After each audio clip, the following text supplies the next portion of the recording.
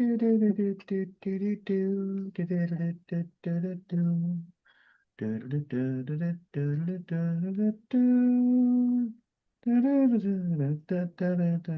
think we're live. Okay. Anyway.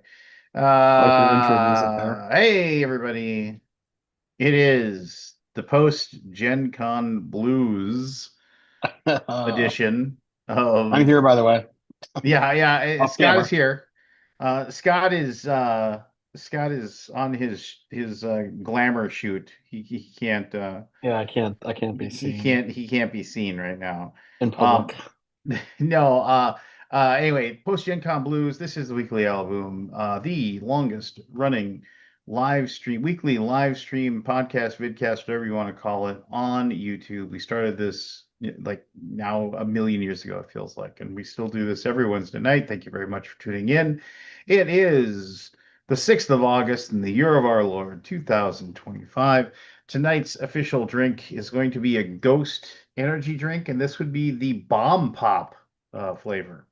Um, Oh, is that like the red, blue, and yeah, red, white, and blue. Yeah. red, white, and blue bomb I'm pop? Yeah, sorry. the I'm bomb sorry. pop. It says America Pop. America pop.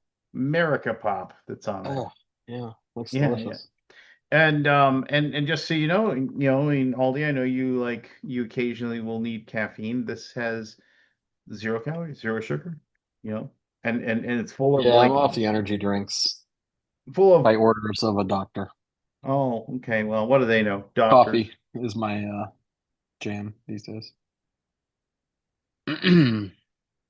Um, so Scott, why don't you tell us why you are Yeah, currently not on video? yeah, because I got COVID. I think You I've gotta get lost track of times. No, actually, I know how many times. This is the fourth time I've had COVID. no, it's just ridiculous. It's It like you is got a punch ridiculous. card. What do you It's so get? dumb. What do you get for the fifth one? What do you get for the fifth I one? don't know. You get a Hopefully, I free extra COVID? get away extra COVID. I'm on the Paxlovid too. I don't get that going for me. Good. Um, Good. yeah, I don't know what happened. Happens though. I mean, I hope I didn't give it to anybody else, but I know I gave it to Christina. She's got it now too. well, you don't know that. Christina might give it to you for all you know.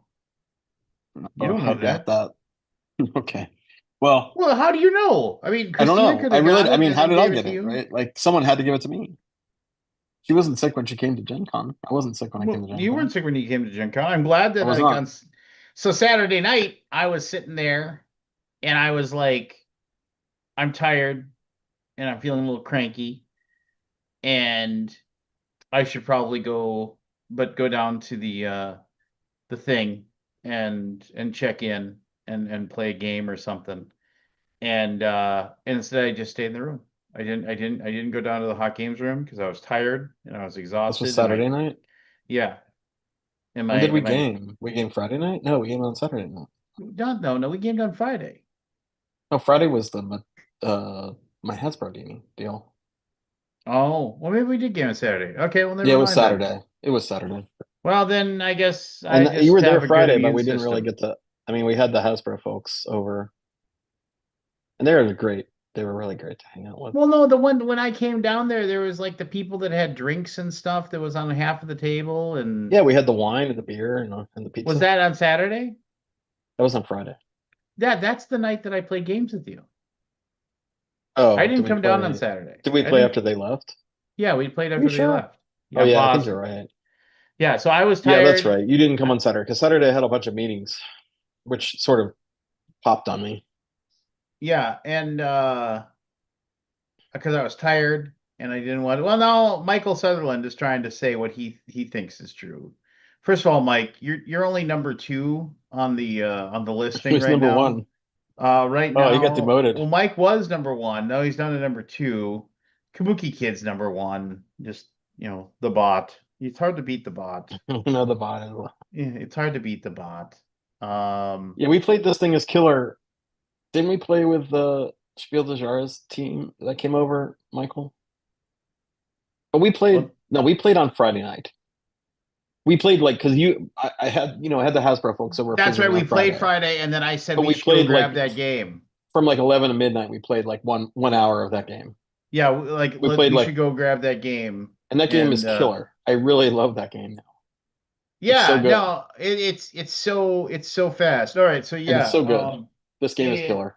well, I mean, I don't know. I mean, I'll get It's the bored of it's it. the what is it? The something horror, Frozen horror. Yeah, Frozen Horror. I feel like I should here. I haven't opened my copy up yet, but I did pick up a copy. Yeah, I need This to get a game is copy killer, Frozen Horror. So there's a so this is the second one in the line of the of books. the killer games. Yeah, the first one is based off of I think it's Alien or Aliens. Yeah, I think it's called Alien. Well, that one's Frozen horror, right? Or what was it Frozen called? Horror, yeah.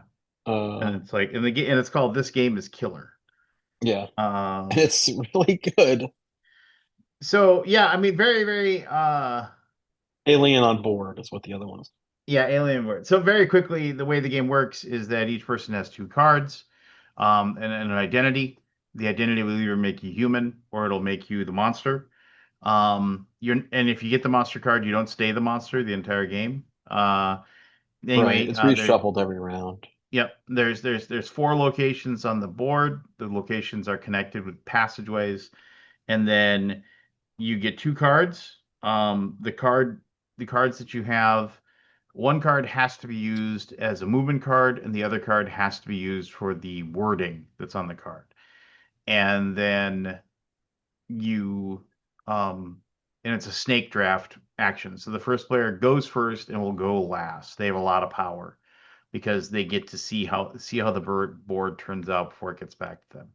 And it plays with up to 10. I think we played with what, six? We were Yeah, six? I think we played with six.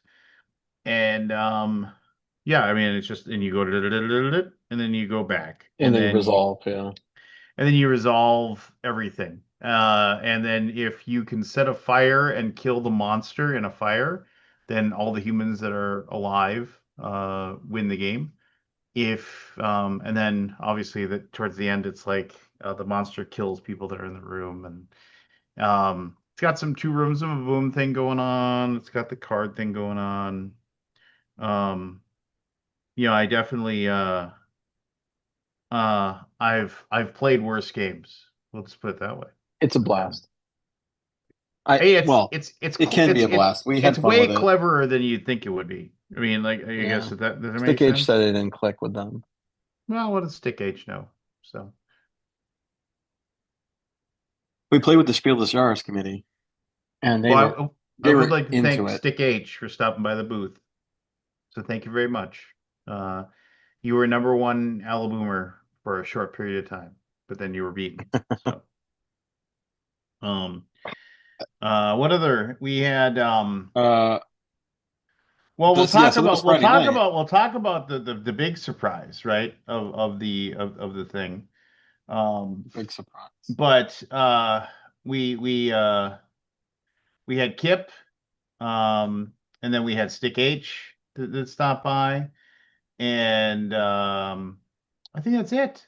I mean, oh Oh, no, but and then you we had had David mystery fan Callahan. We number had one. David Callahan came by once, and he never came by to reclaim his crown. It was weird. You also had mystery fan number one, right? You Well, told me about. so okay, I mean, you might as well bury the lead here a little bit. Yeah, so just setting the stage at the booth. I was just sitting there. I don't know what I was doing, probably like lost in my thoughts.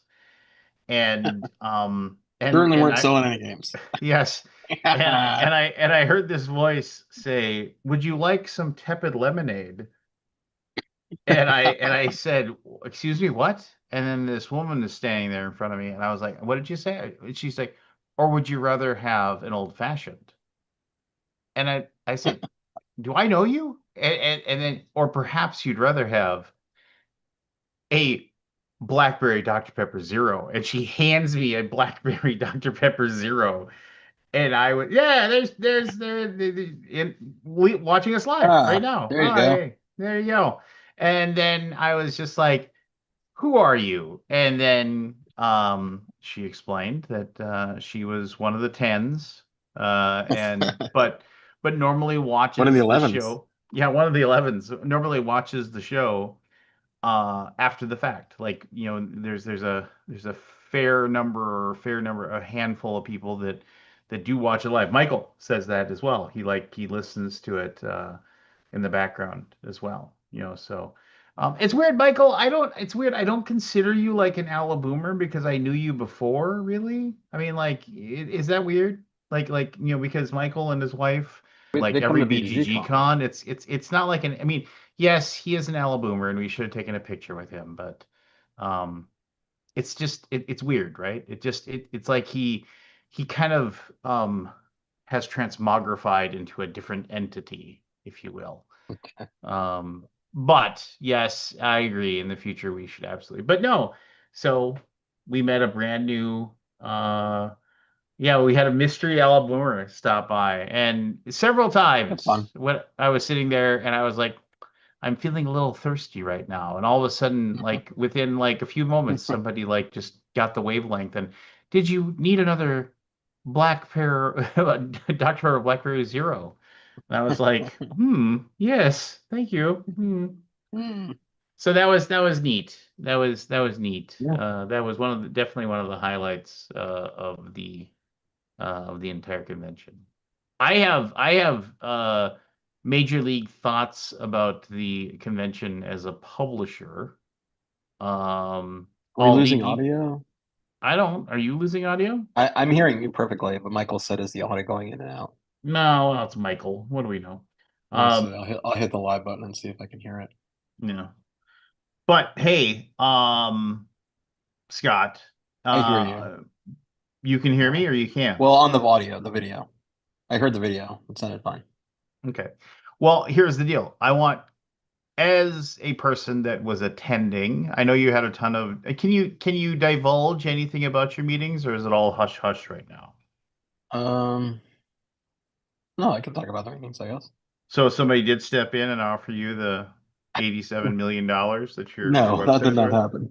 Well, so I wasn't gonna go originally, but then I got invited to a really special dinner with a group of people that got to go to this dinner on Thursday night, first opening night, and that was really nice. I got to sit next to Elizabeth Hargrave, and I got to sit next to Eric Lang, and they were wonderful, wonderful to Who? talk to. Eric Lang, heard of him? No, never. He's an up and comer. He's an up and comer. You'll Okay, hear about him someday. You'll I'll hear keep my I'll keep my eye on him. I'll keep my eye on that name. I'll put a pin in it. So it was So, a nice dinner, very fancy. It was ooh, nice. wait, time out, time out. Stick H has a grievance about Shapiro's Deli. Major bust. Oh, Oh my gosh. I want to hear this. So all Stick, right. Well, type your thing in there because I want to hear about that because I have to talk about that as well. But keep going. Sorry, keep going. and that was really not a meeting. That was just a pleasantry. It was nice to talk to everybody. Um, it was incredibly loud. I couldn't. Basically, Zev was 2 seats down from me, and I could not even speak to him. So I Ugh, I, basically talked I, to I hate Elizabeth. that. Yeah, it was a little unfortunate. Elizabeth was just like notched down like by like a 20 decibels or something. It was just so loud. Um, but it was nice, and but it was long, right? It was like a long dinner. Yeah, yeah, Um, yeah. and so I got back to the hot games room, and it was like I think 11. And I think were you there at that time? I don't remember if you That maybe you had already it was a left. Oh, Friday or I think you had come and Saturday. go. I don't It was know. Thursday. It was It was like the Thursday. first Yeah, night, no, I was probably tired. It was right? Thursday was a long ass day. But anyway, go ahead. So brought back Elizabeth, and I got to meet Becca Scott. She's quite nice too. Um, Look at to you, show just them the hot flipping games your room. hair and I know, talking. just meeting all the people, and got to show them the hot games room. And then Becca immediately jumps in a game. I'm like, oh, cool. And then I talked with Elizabeth for like another hour, and she was walking around the room just looking and talking to people and stuff. So it was fun. Can I say one thing about the BGG Hot Games room? But, yeah, sure, I'm not gonna Okay. stop No, you. no. I don't. I am like. It was way cooler when nobody else knew about it. It When there was wasn't cooler. when So it it's wasn't starting. packed to the That's nines. Here's the thing. It's starting to sell out now in the afternoon, like early afternoon. I think like after 12, 1, 2 p.m., it's sold out. So yeah, it's becoming When a I known. yeah, and good for you. Good for you. I mean, it's just like, but It's a fun environment.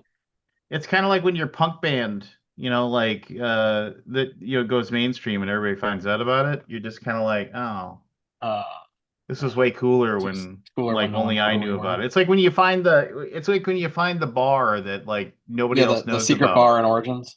Yeah, things like that, and then all of a sudden it Or like no, gets there's a out. secret bar below that train station. Yeah, yeah, yeah. Oh, That one. Oh, that I is I a. ran into Chris Kirkman. I hadn't seen him I since did that event too.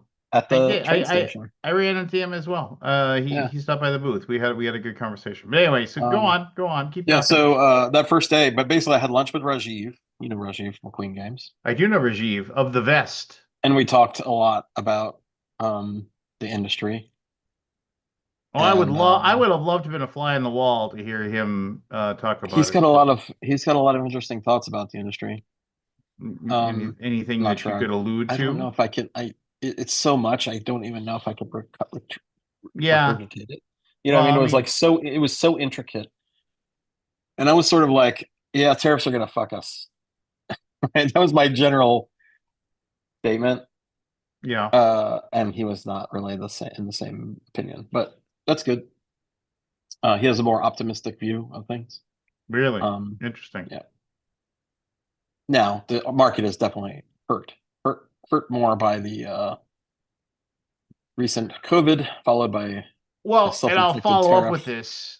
There's a reason why of the 500 or so games that were like released at Gen Con, almost half of them were cheap little $15 card games.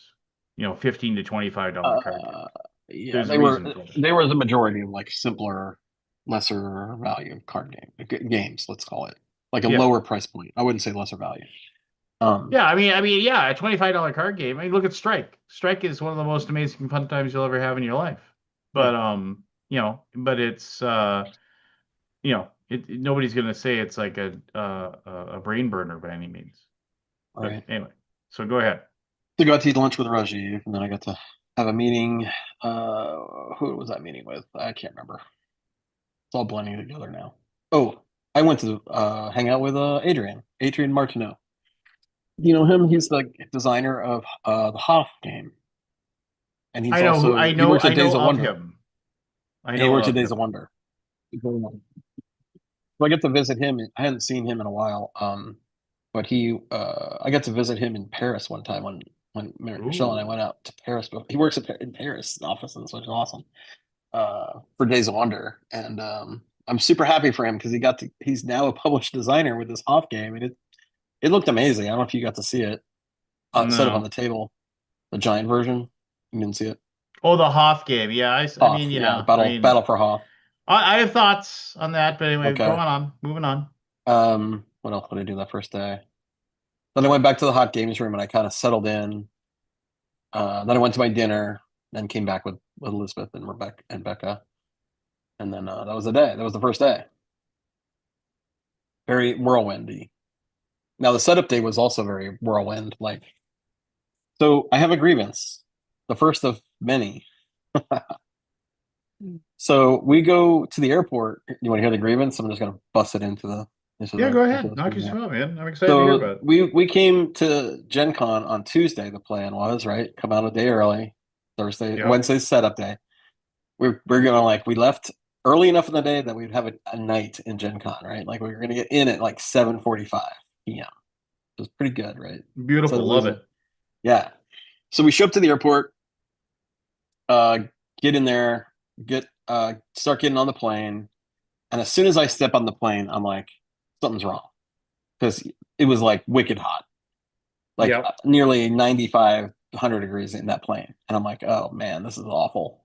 I'm like, hey, is it really that hot out? I mean, it was a hot day, but normally they have the air conditioning cranked the whole time while it's sitting there, and they make they make people pull the shades down so it can keep it moderately Oh yeah, yeah, yeah. cool. Absolutely. But there is absolutely no cool air coming out of those vents.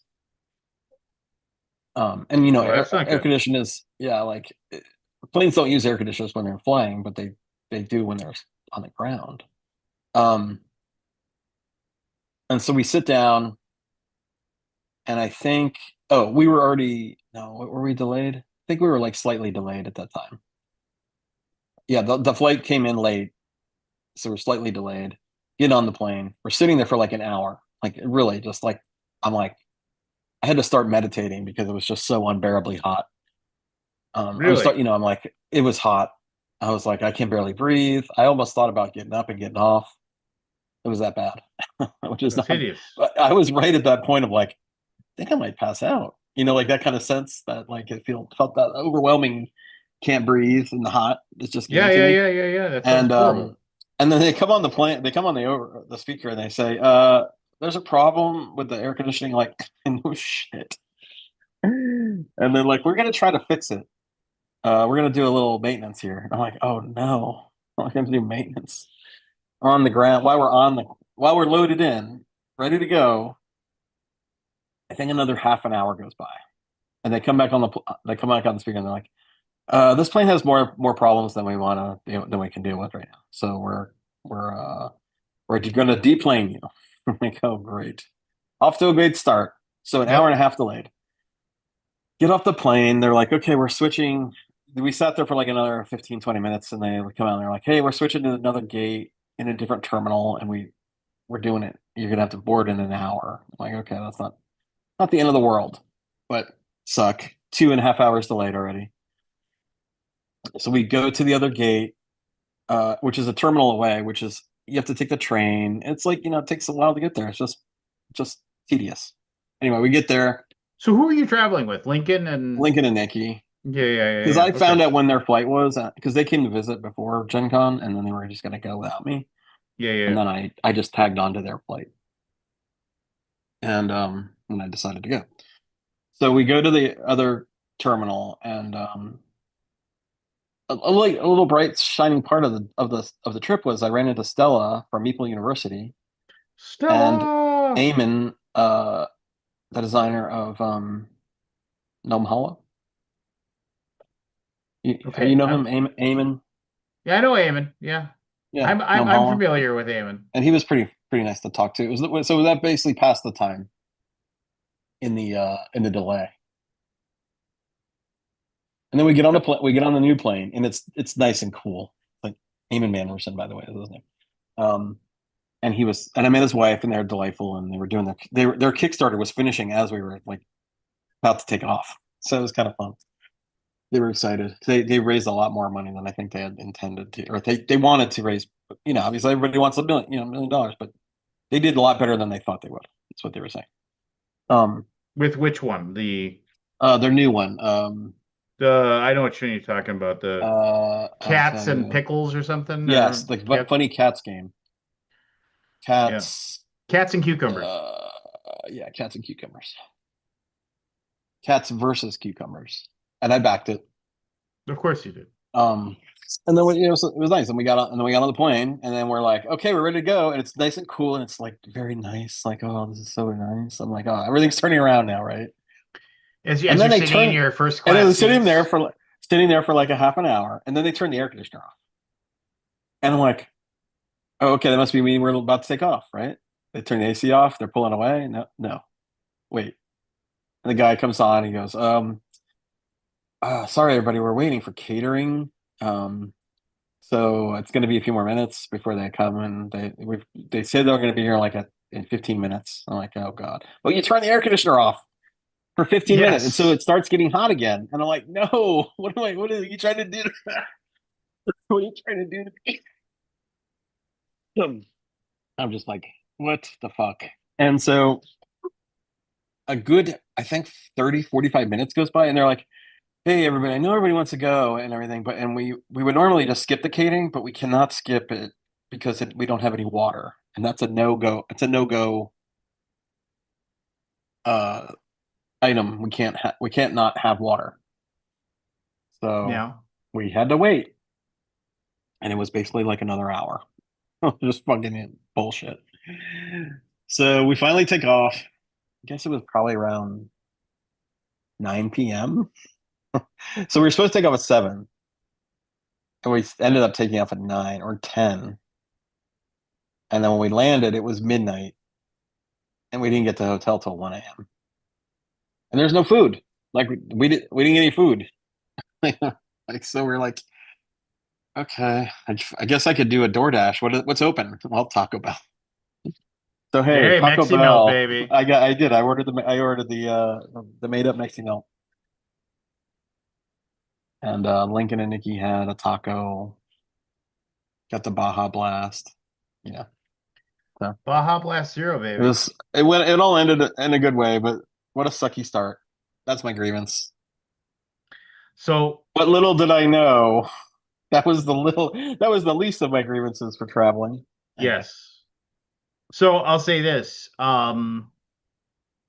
The uh I asked we had a buddy who was driving in that was in our booth, and I asked we gave him a grocery list, and we asked him to, and I told him, get me a 12 pack of Baja Blast Zero and a 12 pack of Dr. Pepper Blackberry Zero if you can find it. Otherwise, Dr. Pepper Cherry Zero. Otherwise, just Dr. Pepper Zero.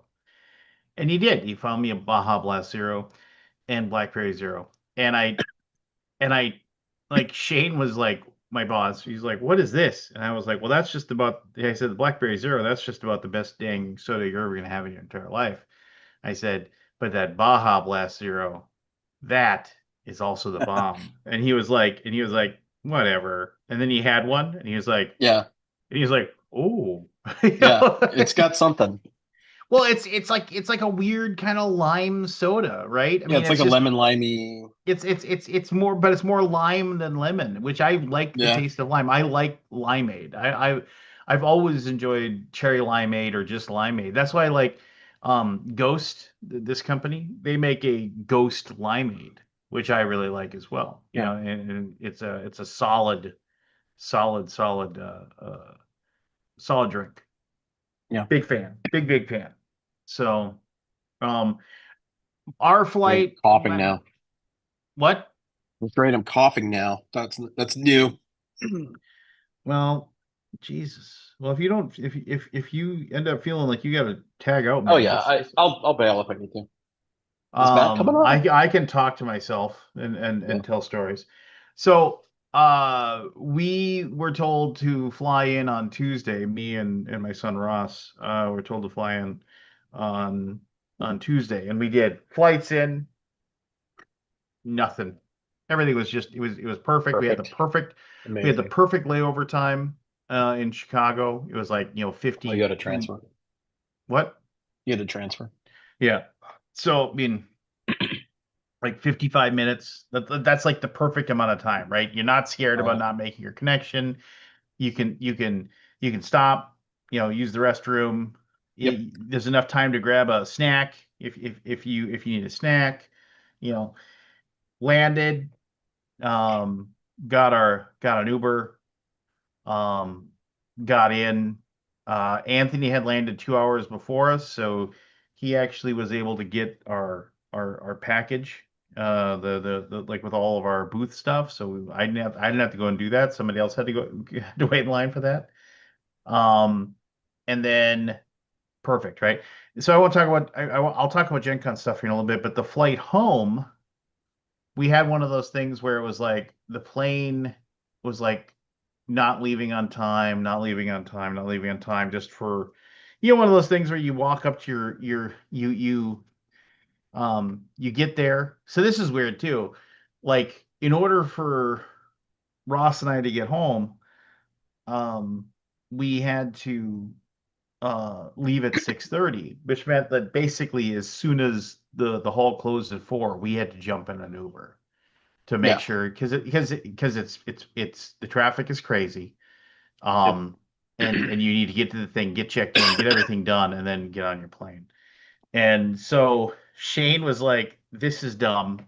I want you. Why you're not going to be here to help pack everything up and go?" So next year, he has alluded to the idea that we will, um, that it is likely that I will end up having to stay one more night and like leave Monday morning, from on a plane.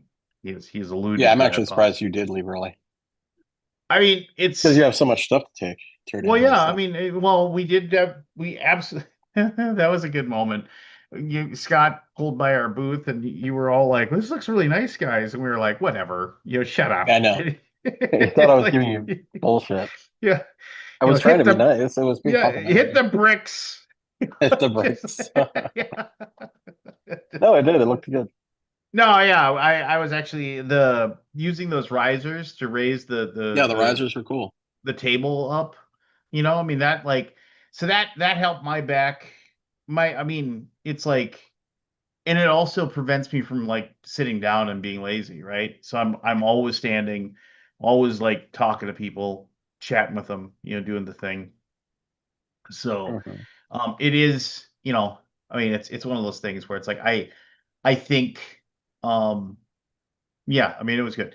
So but the flight home, we go and we get our flight and it's one of those things where when you get to your thing and you're like waiting and there's no plane there, Yeah. that's always like hmm. Yeah. There's no plane. That's weird. But then plane showed up, so we took off like 5, 10 minutes late, which again, no big deal. We had like an Five, hour. 10 minutes. That's how quaint. Yeah. But so it was like, so we had like again like a 65-minute layover in Chicago. But then we landed and they didn't have any spots for our plane to Hmm. to disembark. So they were like if you're aware of this, like when you don't have a place to go, you can't sit on a runway, obviously. So they basically your plane has to go off into like some back corner lot and this Oh, wow, giant really? plane and Do you wait for a drive for spot. like 5 miles to get Yeah, to a spot? it was like, just sitting there, just like, and just like the plane's just going and going and Yeah. going. And then like 10 minutes later, we get there. And then like, then we were sitting there and the guy's like, we were waiting to see if something, a place for us to, it was just one of those things. And then they said, okay, well, our spot opened up. So we're gonna go ahead and get over there now. And it was like, all right, well, that's cool, and then but then it was another, and so by the time we got done, like, and to United's credit, and I rarely sing the praises of any airline ever, they said, they had like looked and they saw we have people that are making a connection to Fargo. We have, and that was cool too. There was Jay Cormier was on the Hmm. plane going. He was flying to Vancouver. We have people that are trying to make connections to Fargo, Vancouver, and somewhere else who have very limited time to make their planes. Please stay in your seats. If you are one of these people, it's like as soon as we, Yeah, let you'll, them stand up and go. yeah, yeah, and we got off. So, so my kid and I, we're hauling like, it was like basically we had like 10 minutes. Like it was like, Oh, boarding ends in like 10 minutes. So we're in at in Chicago. Chicago. And so Yeah. we're hauling ass trying to get over there. Um, and my kid, of course, is, 18. So like the wind, just leaves dad They're in the gone. dust, which is fine. Like I figured, well, they can say, wait, my dad's coming, that kind of Yeah. thing. But we get there, and I was like, all right, we made it. No big deal. And like they were like they were getting people on already. So we walk up and doot doot. We're like, well, we made it just in time. And we get in, we sit down, and like within like 60 seconds, we both were like, everybody's like in the plane going, What's that smell? you smelled jet fuel. And Yeah. everybody's like, Yeah. what's that? That's What's no that smell? problem. And That's not a big it deal. wasn't like, oh, it's like a hint. It was like overpowering, like Yeah. giving Eye us like watering. yeah, eye watering stuff. Migraine. Like I can't see straight. Jet fuel in my Yeah, face. just fumes. And then the I've had that guy, before too. yeah, and then the guy comes over on the thing, and it's just like, uh, um, so attention, you may have noticed there is a smell. We want to assure you that is not coming from the plane. It is coming from somewhere outside of the plane. There's nothing to worry Uh-huh. about. And we were like, okay, it's like you're like, okay, well, I'll buy it, whatever, I mean, like, he's not going to take off if we're drenched in jet fuel, but I mean, it wasn't going away. And then they said, however, we do have a slight malfunction that our maintenance crew is going to have to fix.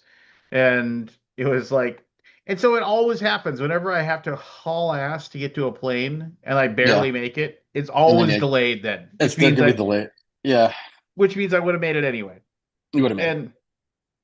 And so then they got the maintenance crew on there, and then they were they were like, and then they said we're gonna have to turn off all the power to the plane while they like root around underneath, like trying to do whatever Mm. it is they're doing. So immediately the air conditioning goes off, and it goes from like being a pleasant, 68 degrees to like 85 and Yeah. humid Well, within the there you go. plane. I mean, it's like Yeah. it's like It's fast. It's it's hot not. fast. It's when I'm in my car and I turn off the air conditioning, it stays nice in my car for a little while, but I mean, Yeah. yeah, that plane became Metal tube oh filled with people yeah, I suppose and there's a lot of a lot people in of there. sun. Hmm. How long did it actually take to get It squared away? was we it took them about an hour to get it. An We were hour? just sitting there and just sitting Okay. there and just sitting there Yeah. and sitting there for a little while longer. You know, we all just I mean, but we made it home, obviously. No luggage got Yeah. lost. Everybody got their Nice. stuff. So I mean, So let me tell you my day. mm, Sunday. So we tear down the hot yes, games room. regale We me. actually, so I purposely scheduled a 7:45 flight back because I didn't not want to leave the train hanging in the lurch. Excuse me. Hey, I don't book my own travel. I don't do Oh, it. okay. So someone booked you? Yeah, the company travel agent booked our flights. So Oh, okay. So no, and I I and did I, and I I did a firmly later flight. believe I firmly believe they were booked in a way with like that was the latest flight Right. That that was could latest be flight booked for possible that us, day. Yeah. and then we'd get home that same day. Right. So Yeah. anyway, moving on. So we tear down the hot games room. It comes down very quickly. Many hands make short work. Packed everything up, loaded up a U-Haul to bring everything back. Jeff went and got it, picked up with his truck, got the U-Haul, and we took it all down the elevator, service elevator, and got it all packed away. Last year we shipped everything back, so that it's a different kind of packing, right? You're packing tubs instead of boxes, so it was really fast. And then we brought all the shelves with us, so those all tore down and everything. So it was pretty smooth. Um, so I get an alert on my phone saying my flight's been delayed like an hour. And Mm. so it's not 7:45, it's 8:45. And So the Sutherlands were let me kind interrupt enough. you quickly. Isn't it great when you get that text message or that notification on your phone before the pilot tells you? I always love that. That's happened to me Oh, before, text where it's message on the like, phone. Oh yeah, yeah. yeah, Well, before the pilot. this is when I wasn't even at the airport yet. Oh, I'm like, okay. oh well, because I was thinking I was going to hustle out of there a little early on the early side because Sutherlands were kind enough to give me a ride, and they were driving back home that night. What a Um, suck up. they were very nice. So I get They another are very alert. nice.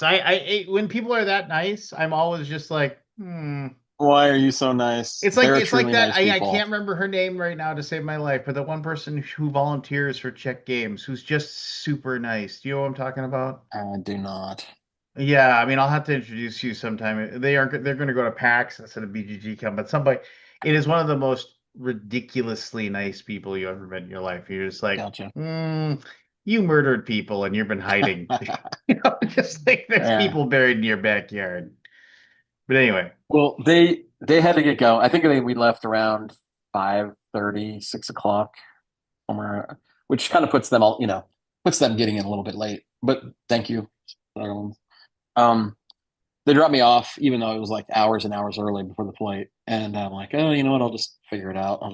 I'll just check in. And I was thinking it was going to get canceled when it was delayed because how late do they actually fly? Because then it delayed another hour while we were on the road. So we were on the road to the airport, and another hour ticks on. I'm like, okay, so 2 hours delayed. Ugh. mm, Hmm. And then I thought, did I just turn around and go back to the airport and then get an Uber later? Like I yeah. was gonna be sitting there for at least 4 hours by myself. So anyway, we just pushed through, dropped me off at the airport. I walk in, I see Anthony waiting in line, and he had been waiting in line for an hour Oh my because his God. credit card didn't swipe. or something about the credit. He didn't have a pin. I don't know. There was some kind of snafu with his credit card to get Got a it. some bag checked. I don't know. I don't know the details. And I'm like, oh my God. So I see the line and I'm just like, I go in the very, very quick line and just the bag drop line. So I drop my bag and get on and I just stood there and waited for him. And literally he was two away from the desk and I stood there for like a half an hour. It was like the longest damn service line ever. The guy in front of him was just like, what is going on to take a half So an hour? let me ask you a weird question. I mean, is it one of those things where you didn't want to do the self help thing, do it yourself, or No, I what? did this. I did it, but I could have waited in a different line where they were like, like the line was long. I just walked up to the baggage terminal or the terminal. I don't know. Some people don't do that drop off bag. I don't know what the difference was, but he had to have an actual person to talk to. So I just went into the quick stop, the quick drop the bag off and put the tag on myself and all that stuff. Got I'm it. not sure. I'm not sure. Um. Anyway, so I sat there and waited for him half hour. So I like that kills a half an hour, and then we walked to the terminal, and he was supposed to meet with Eric Summer because they were on the same flight, and he was sort of saying that Eric Summer might curse him because Eric Summer apparently has notoriously long or bad luck traveling home after conventions. And so I, um, I, uh, I tried to find Eric, but we couldn't find him. He was gone. And then we found Marty and Tony, the rolling dice and taking names Yeah, guys, yeah, or yeah, those yeah, guys. yeah. I And I didn't. hadn't I seen mean, them in that like a makes me sad decade. because I haven't seen those two in a long time. But yeah, I know I go haven't seen on. them in like a decade. It's been forever. And so we just chatted with them for a while, and they were in a way around a world of hurt with their flight to Charlotte, and they had these really really comfy seats with chargers built into them. And then eventually they got up and left, and we're like, me and Anthony just sat down in those seats, and I sat down in that seat for the next 6 hours. My plane kept getting delayed by an hour every 30 minutes, which is like infuriating when you think, oh, I only have another hour, and then it dings again, and it's like another hour. I'm like, oh my God, what is going on? No one, nobody telling us what was happening. No details. I looked online to see if there was anything. Nope. The plane theoretically was sitting in Dallas. The incoming plane was in Dallas. It wasn't waiting to arrive. Like because it could be like a multi-stage plane, right? Because you could track back the incoming flight on the plane you're waiting for and all that. Through Google. And it was I think six hours in the end delayed. So I got on the plane at midnight in Columbus or in Indy. So I showed up at the airport around 5 o'clock, 5:30, sat there for another 6 hours, got on the plane, flew home, landed at 4 a.m. It was really awful. Finally got home at 5 a.m. We got to bed at 5 a.m. And of course now I started feeling sick. Right. I was feeling sick that whole time. I'm like, oh man, I think something's wrong. But maybe it's just tired, whatever. And I wake up the next day, take a COVID test, I got COVID. So there you go. I vastly it was awful. Like I sat there for 6 hours, no information telling us about what was going on because nobody was working at midnight. Like nobody, like after a certain time at the airport, people leave. Like starts getting empty. Yeah. I mean, Anyway, yeah. but so I read the next day, all the flights in the morning were canceled out of Indy. So had my flight gone over to the next day, where if we had come up against these storms, there were storms in Dallas, um, we would have been deferred or canceled. So I think I just made it in. And Michelle was seeing lightning in the sky when, around 4 a.m. She actually came and picked me up.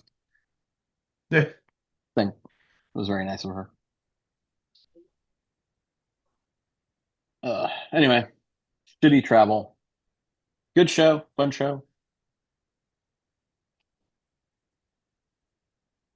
Best game I played was This Game is Killer. Um, I also played Reiner King to Orbit. I don't know if you know that one. It was kind of fun. It's like a race game where you're trying to land on all the planets. The only game I played was that game. I Oh, did I didn't. play with you? Yeah. Yeah.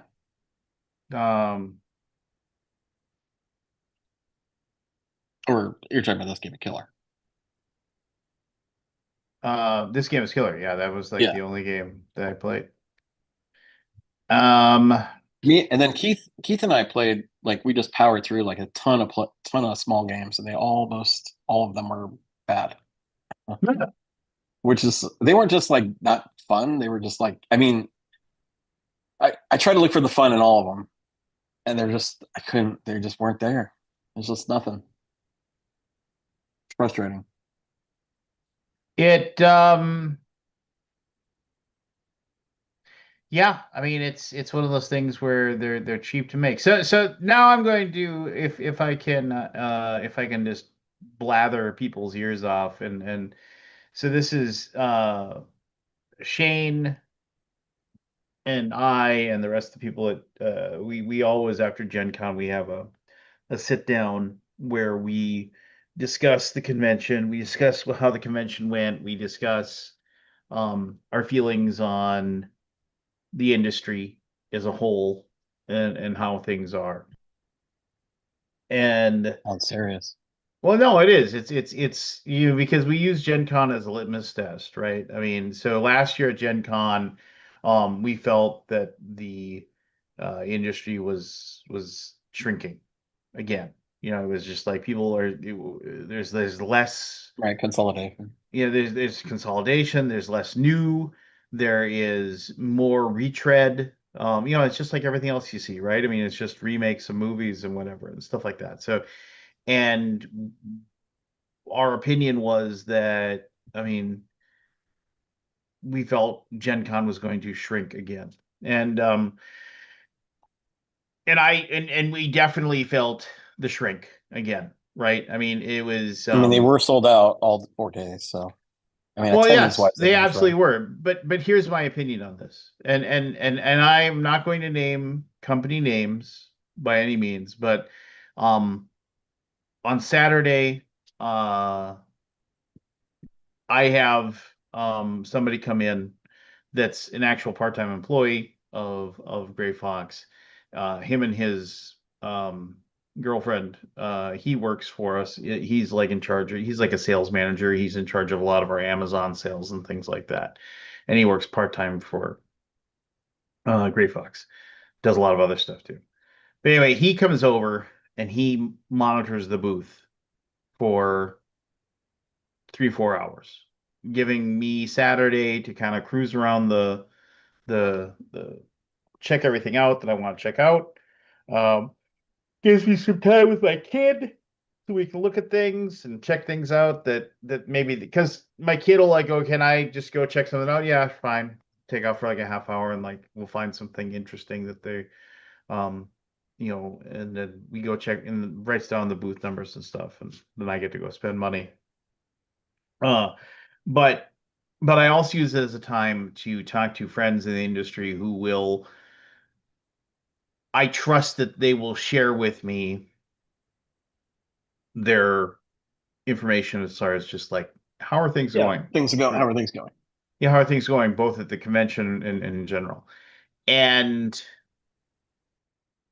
there were a small handful of people that said, "Oh, um, things are up this year." Uh, but most people said it's just down. It's down. Everything's down. The vast majority, people are spending less. Um, the small stuff is what sells. Big games don't sell. Um, and it's just, and it's something, and it wasn't surprising at all. I mean, it was confirmation of what I already believed was the case. So um 10 years ago, when you had when at Gen Con, there were like the 5 games or whatever. And it isn't a really good or fair thing to really compare. But 10 years ago at Gen Con, they were like the 5 games everybody wanted, and you saw them carrying them, right? I mean, it was like, oh, I got the new big release from Fantasy Flight. And I understand Fantasy Flight really doesn't exist anymore, but it was like they got that, they got the new big this from that, or they got the new big this from that over there. And there really wasn't that this time. There were definitely games that sold out, um, like Citizens of the Spark. They ran out of those. Um, uh, the Battle of Hoth game. I mean, they had limited numbers, but that and they sold out of their run every day.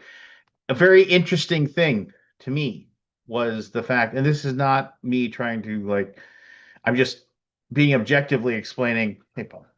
Um, the Darrington Press, the people that they had Kickstarter print copies of Daggerheart there, and they said they're going to have limited numbers for sale every day that people could buy. Well, come Sunday, they had a giant stack of them and they were selling them off, meaning that like that they weren't selling out. There's their small number each day. Towards the end, people were like as the convention was closing at 3, they still had copies, which I thought was I figured there's no way, right? Because that's like this darling new RPG that people are excited about. Um, as a whole, the uh the industry is just it's getting smaller, and we see it with the smaller box games and things like that. Like you said, you burned through all those smaller games, and you had difficulty finding Yeah, something interesting. finding something good. But people don't care, right? They're like, I'll pay $20 for this trick taker with a Yeah, the twist, you demand is know. still there. There's demand. Yeah, they'll People were buy buying it. stuff. I mean, Well, because it's fun to buy stuff, right? It's yeah, fun it to is. buy It's fun that to buy stuff. box, and Yeah. it's fun to open that up and take a look and do whatever. But but ultimately, it's one of those things where um you it people are getting that mentality of like, well, um, they're not excited. I mean, I don't know. It's like, um, I don't know. It's I think that we are going to see the industry shrink a bunch more before, and there's going to be a lot more companies that are either going to vanish or they're going to be bought out by other companies, or you're going to see companies combine and and become something, and that's going to Hmm. happen a lot. Um, Yeah, consolidation will happen. I mean, I say it, and I know that I know I'm a grouch when I say I know I sound like a grouch, but I often say, look upon this field of 6.5 and sevens. I mean, it's just like the games are fine. They're just fine. Um, but it's just I don't know. It's Hmm. it's I mean, we definitely had our fans, right? I mean, we had people come by and we had our uh we had our champion's 10th anniversary, which you can still late pledge right now at It gamepound.com. looked good. It looked good I on the table. and that wasn't even all the stuff, right? I mean, but obviously people were like, "Oh my gosh, look at the shifts." That's the thing that people are losing their Yeah, minds it had over. a good presence. I look forward to Gen Con next I year know when we'll Panasaurus have sold out copies of almost that all to their sell. stuff. What? I know Panasaurus sold out a lot of stuff. They were pretty successful.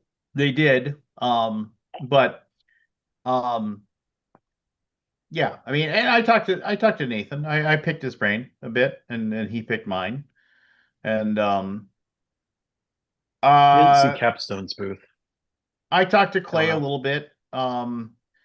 He's I mean, I don't want to talk about individual Yeah, people and what they told me, so I'm not going to say that. I mean, I'm going to I mean I but I talked to several people that like I'm right. lucky enough to for them to consider me a friend, and if they tell me something about what they think the industry's going or how their company's doing, I'm not going to share that publicly. That's not me to share. So um I will say this. I think that people that know what they're doing, if that isn't too much of a, I don't know, that's kind of arrogant or whatever. They feel like they're going to be okay, coming out on the other side of everything, out of the tariffs. They feel like everything is going to be okay. but it's going to be rough. It's going to be rough seas All for a right. while, Yeah. and everybody's going to have to, you know, the classic tighten their belts a little bit for the foreseeable future. Which is like why one of the things, right? Like we go to 3 conventions instead of 6, you know? It's just Yeah. like, I mean, it's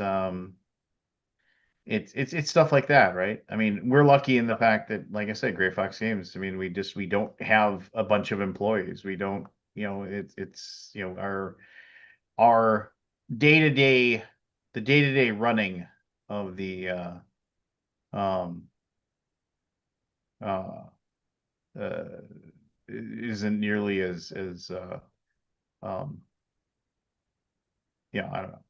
It's just it's okay and everything's okay. Uh, but I don't know. I mean, I had fun. I definitely had. Yeah, it's a fun show. I The energy is absolutely. fun. Fun to be there. Yep. I absolutely Fun to had see everybody. moments of talking to old friends. Reconnecting. Lots of like positive interactions with people. Um. Uh. Uh. Hey, Matt. Hey guys. Hey Matthew. I mean, I definitely got what was it? I mean, like it was one of those things where I was like uh had more than a few people just say, "Hey, thanks for making all those videos back in the day," which was nice to hear still. I'm not that far I'm not that far Not removed. that far removed from it. Yeah, from it. So I mean, Cool. there's still a handful of fans. I've told them now. I said the day I retire is the day that channel becomes the no bullshit review channel of the no bullshit reviews of RPGs of whatever. And I will absolutely not. But currently, I am You're part of still I'm part of the deriving your problem. yeah, you're part of the problem. I'm part of the problem. So Did you have any travel problems, Matt? he has Um, video problems apparently. Video? No, our border crossing was probably the smoothest it's ever been. Um, it was basically where are you going? Indianapolis for what? Board game convention. Yeah. Till when Monday? Go ahead. Yeah. So, and then on the way back, it was like it was a little like the Canadian guy was like a little bit more uh questionable. I got questionable. He questioned a little bit more. He's like, "Where were you?" And told him. He was like, "For the whole time, yeah." Bring anything back? Yeah, Al brought a board game because he got a copy of SETI Hmm. and because he was working for CGE Right. and and the guy's like I was like, I got a board game. He's like, oh yeah, what's the name of the board game? I'm like, you really want to know? But Yeah. I was like, SETI. He's I like, think they're okay, just trying to catch you up in a lie. yeah. And then I'm like, he's like, do you have any weapons? I said, I I have guess two. that's the drug smuggler thing. Yeah, right. He's like, "Do you have any weapons?" I said, "I have two pocket knives." He's like, "Where'd you buy them?" I was like, "Oh, in Canada." He's like, "Oh, you're good. See you later." So Huh. they're pretty easy. Stick So H did you said. just were you Well, just I just want. roaming the whole time, Matt? Go ahead. Oh no, I just wanted to make No, sure I have that a US plan. Stick H said if Last Light was on BGG Gen Con preview list, You it would have would have sold a sold out on million. day one. Did Here, you here. sell out of your last lights? We had a handful left, but that's fine. Okay. We brought them home. We sold a ton of them though. I Yeah. mean, You said some sales. but here's a question. Here's the thing that we no we did okay as far as sales go. I'll say this. And sorry, Matthew. But Yeah, that's okay. things you don't expect to hear from people.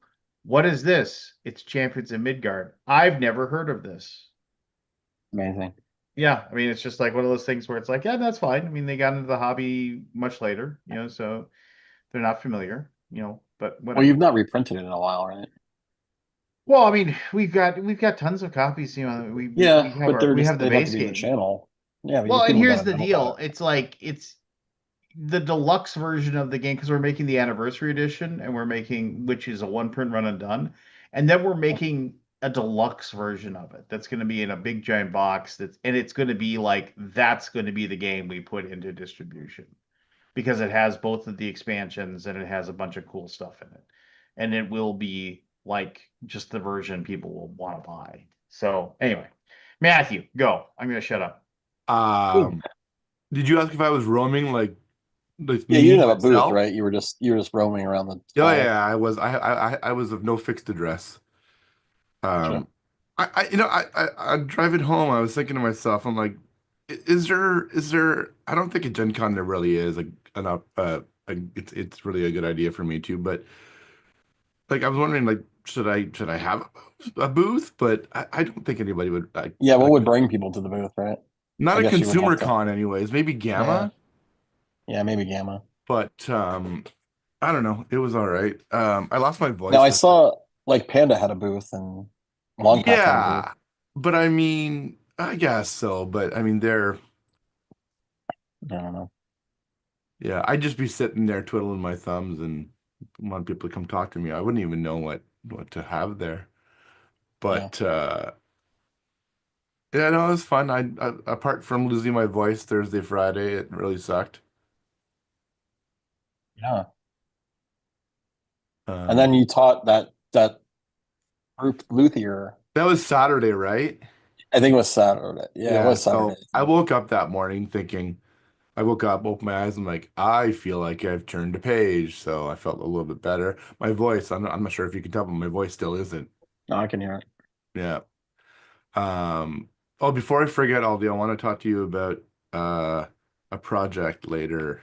Okay, Uh, I'll message you about it, but sure. remind me if I don't. You didn't get COVID, right? No, I Okay. was, so, um, I'm paranoid of getting, every time I go to Gen Con, I get sick. So I took cold effects leading up to it. Cold effects. It's like So you got a vitamin C emergency. supplement or something? Yeah, I probably should have taken some of that. And I also took like your daily dosage of vitamin C is like 2,000 milligrams. I Yep, took 4,000 a day. got it. And knock on wood, I'm fine. Mind you, I was That's sick the cool. week before, not the I'm sorry, 2 weeks before. So my immune system might have still been in Right, you overdrive. might have been you have some kind of immunity. Yeah, I don't know. But this is the one time I didn't get sick of Gen Con, which was nice. Um, I have a grievance. Cool. I was so with the press that Daggerheart has been getting lately, and then we've done 4 RPGs in the last couple of years. Um, I wanted to start kind of hitting up some RPG folks as I was on the floor and stuff. So I emailed a bunch of people early on before Gen Con, maybe a couple of weeks or a month before Gen Con, saying, "Hey, I'm going to be there. I'd love to chat with you when I'm there." Yada yada yada. And should I name drop, even though I'm going to trash them? Up to Up to you, my us. friend. I'll leave it for now, saying there's this one smaller I publisher. wouldn't drop the name honestly. Yeah, No, don't I'm drop not the going name. to. Well, but you got to say it in the chat I then, because I will. I know you. will. I will. He I will. I he will. he Fuck. will. Hold on.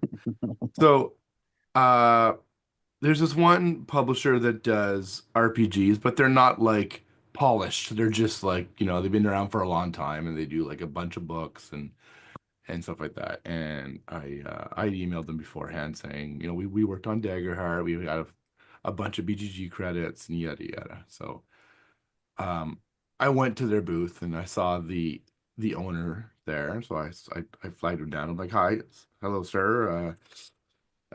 Oh, Fill so in." we know it's a dude who owns it. Okay, I okay. didn't say sir, but I said hello, blah. Uh I emailed you, I got into my little preamble. He's like, "Oh yeah, you emailed me about you worked on like Daggerheart and stuff like that." I said, "Yeah." He's like, "Yeah, that was the wrong thing to do." He says to me. And I honestly, I that really took me off guard. I'm like, I, Yeah, like he knew how your work what worked. I What's said, that? I said, sorry? What do you mean by that? He's like, yeah, by saying all those projects, like, you're too expensive for us. And I'm like, but Hmm. it was just really strange. So me being who I am and not, he just kind of caught me off guard. I'm like, oh, okay. I said, maybe okay, well, maybe we can still talk, and at the very least, we'll just make new friends and whatever. And I kind of walked away. I'm like, what was that? Well, I mean, I have no idea who this person is. So, I I mean, will, yeah, I will put it in the chat right now.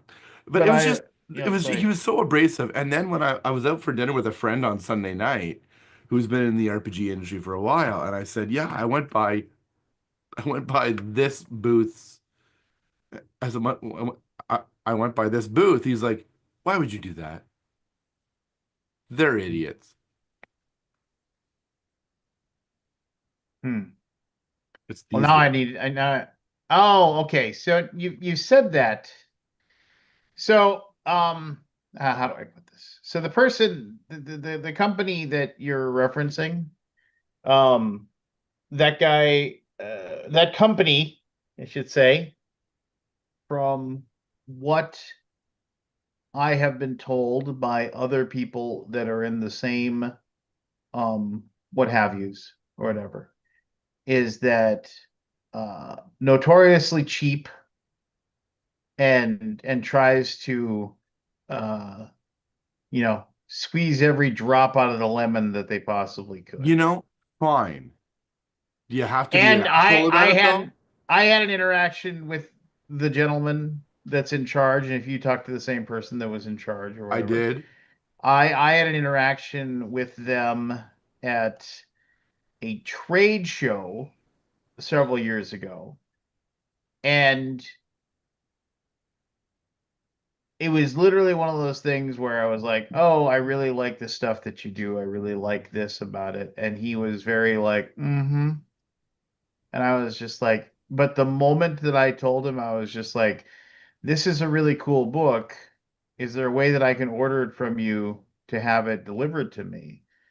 He as soon as he knew that there was money going to change hands, his mindset towards me completely changed. 180. Like, oh yeah, hey, you know what's really great about this book is like this, that, and the other thing. It was like as soon as he knew he was going to make money off of me, he was excited to Yeah. talk to me. And also, I can say that my personal opinion is that um, most likely they're a tool. And So, then the next day, or maybe it was that day as well. Yeah, I think it was on Sunday. Uh, I ended up going out for lunch with Price from Cephalofair and a couple of his dudes mhm. just to get to know each other.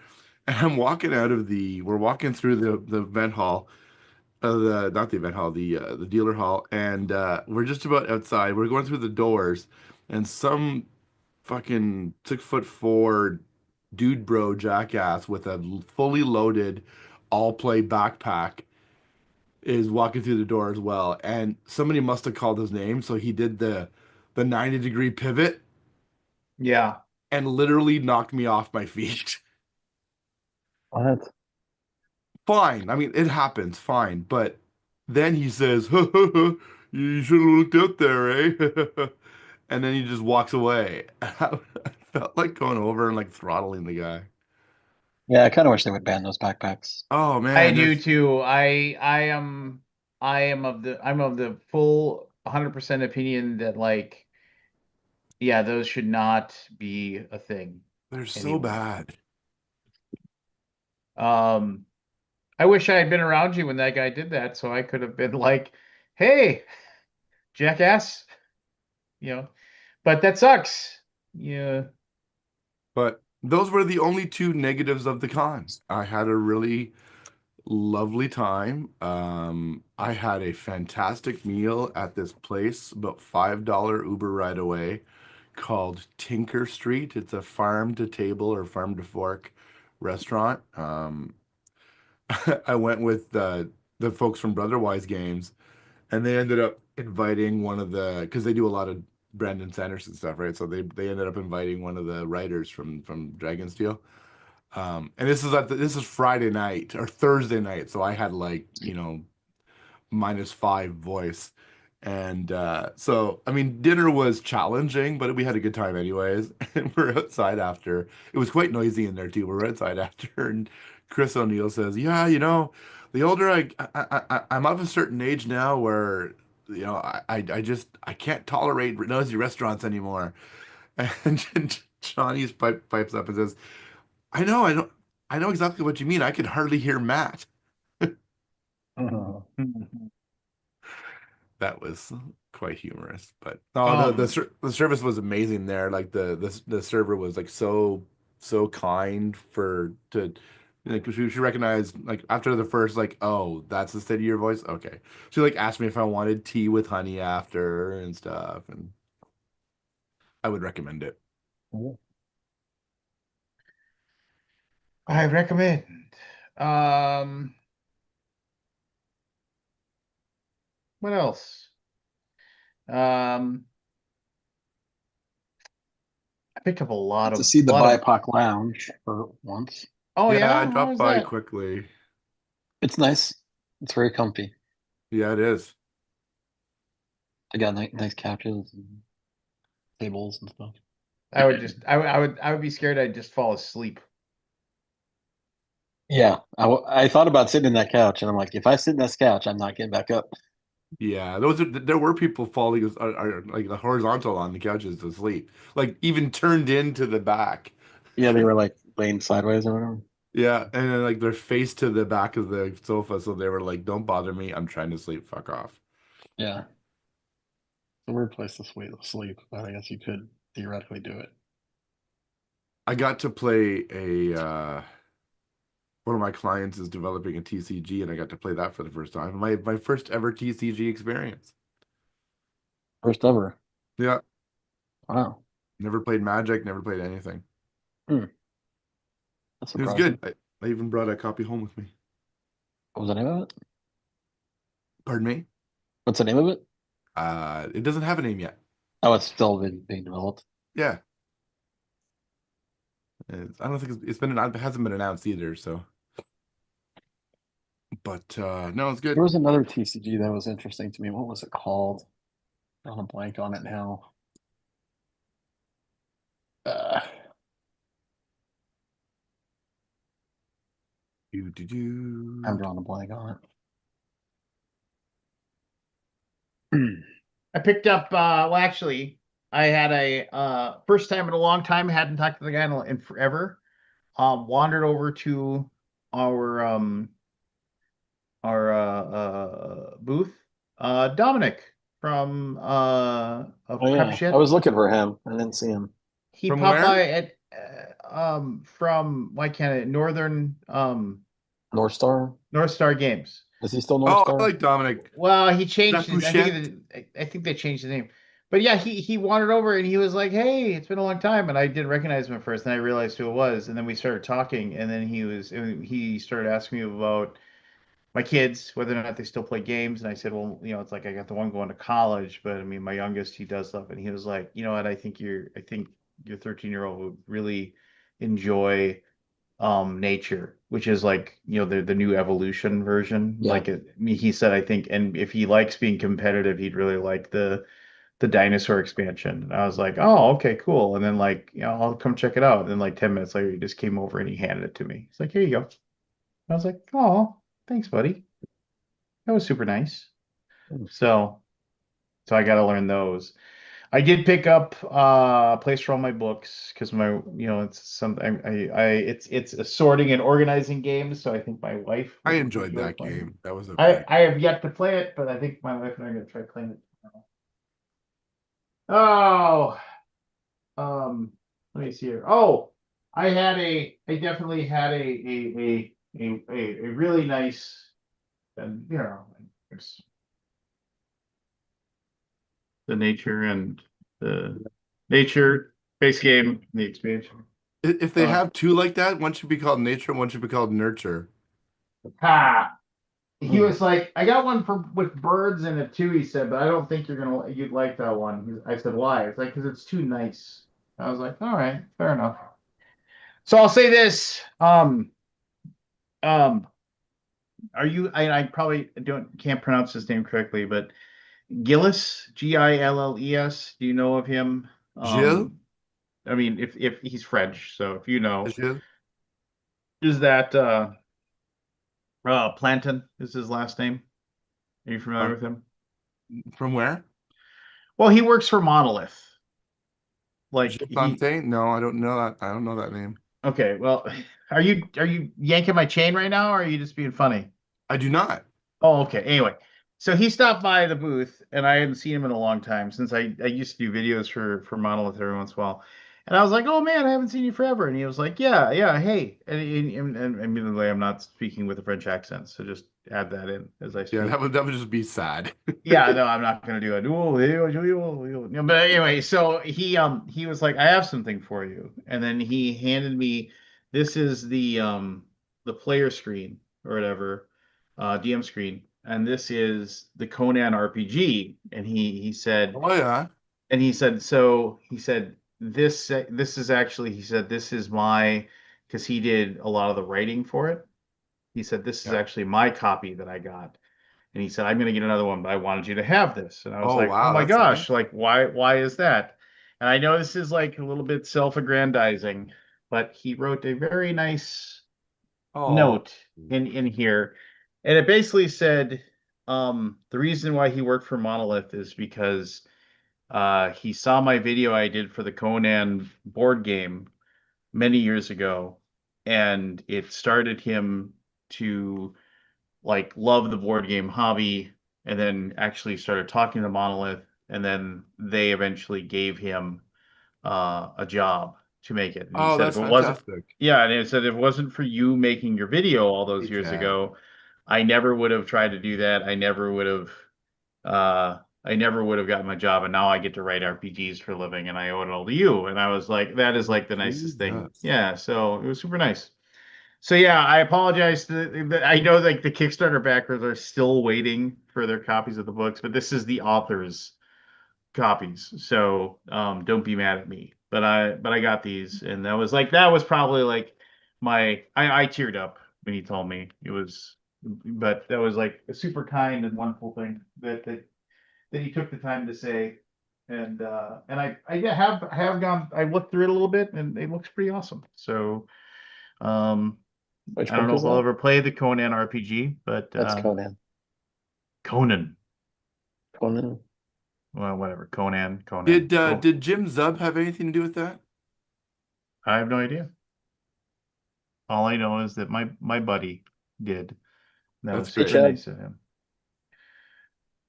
Hello, Chad. Hey, So how's since that? Chad's here, I might as well like share some of my RPG Hall stuff. Um, I bought two board games.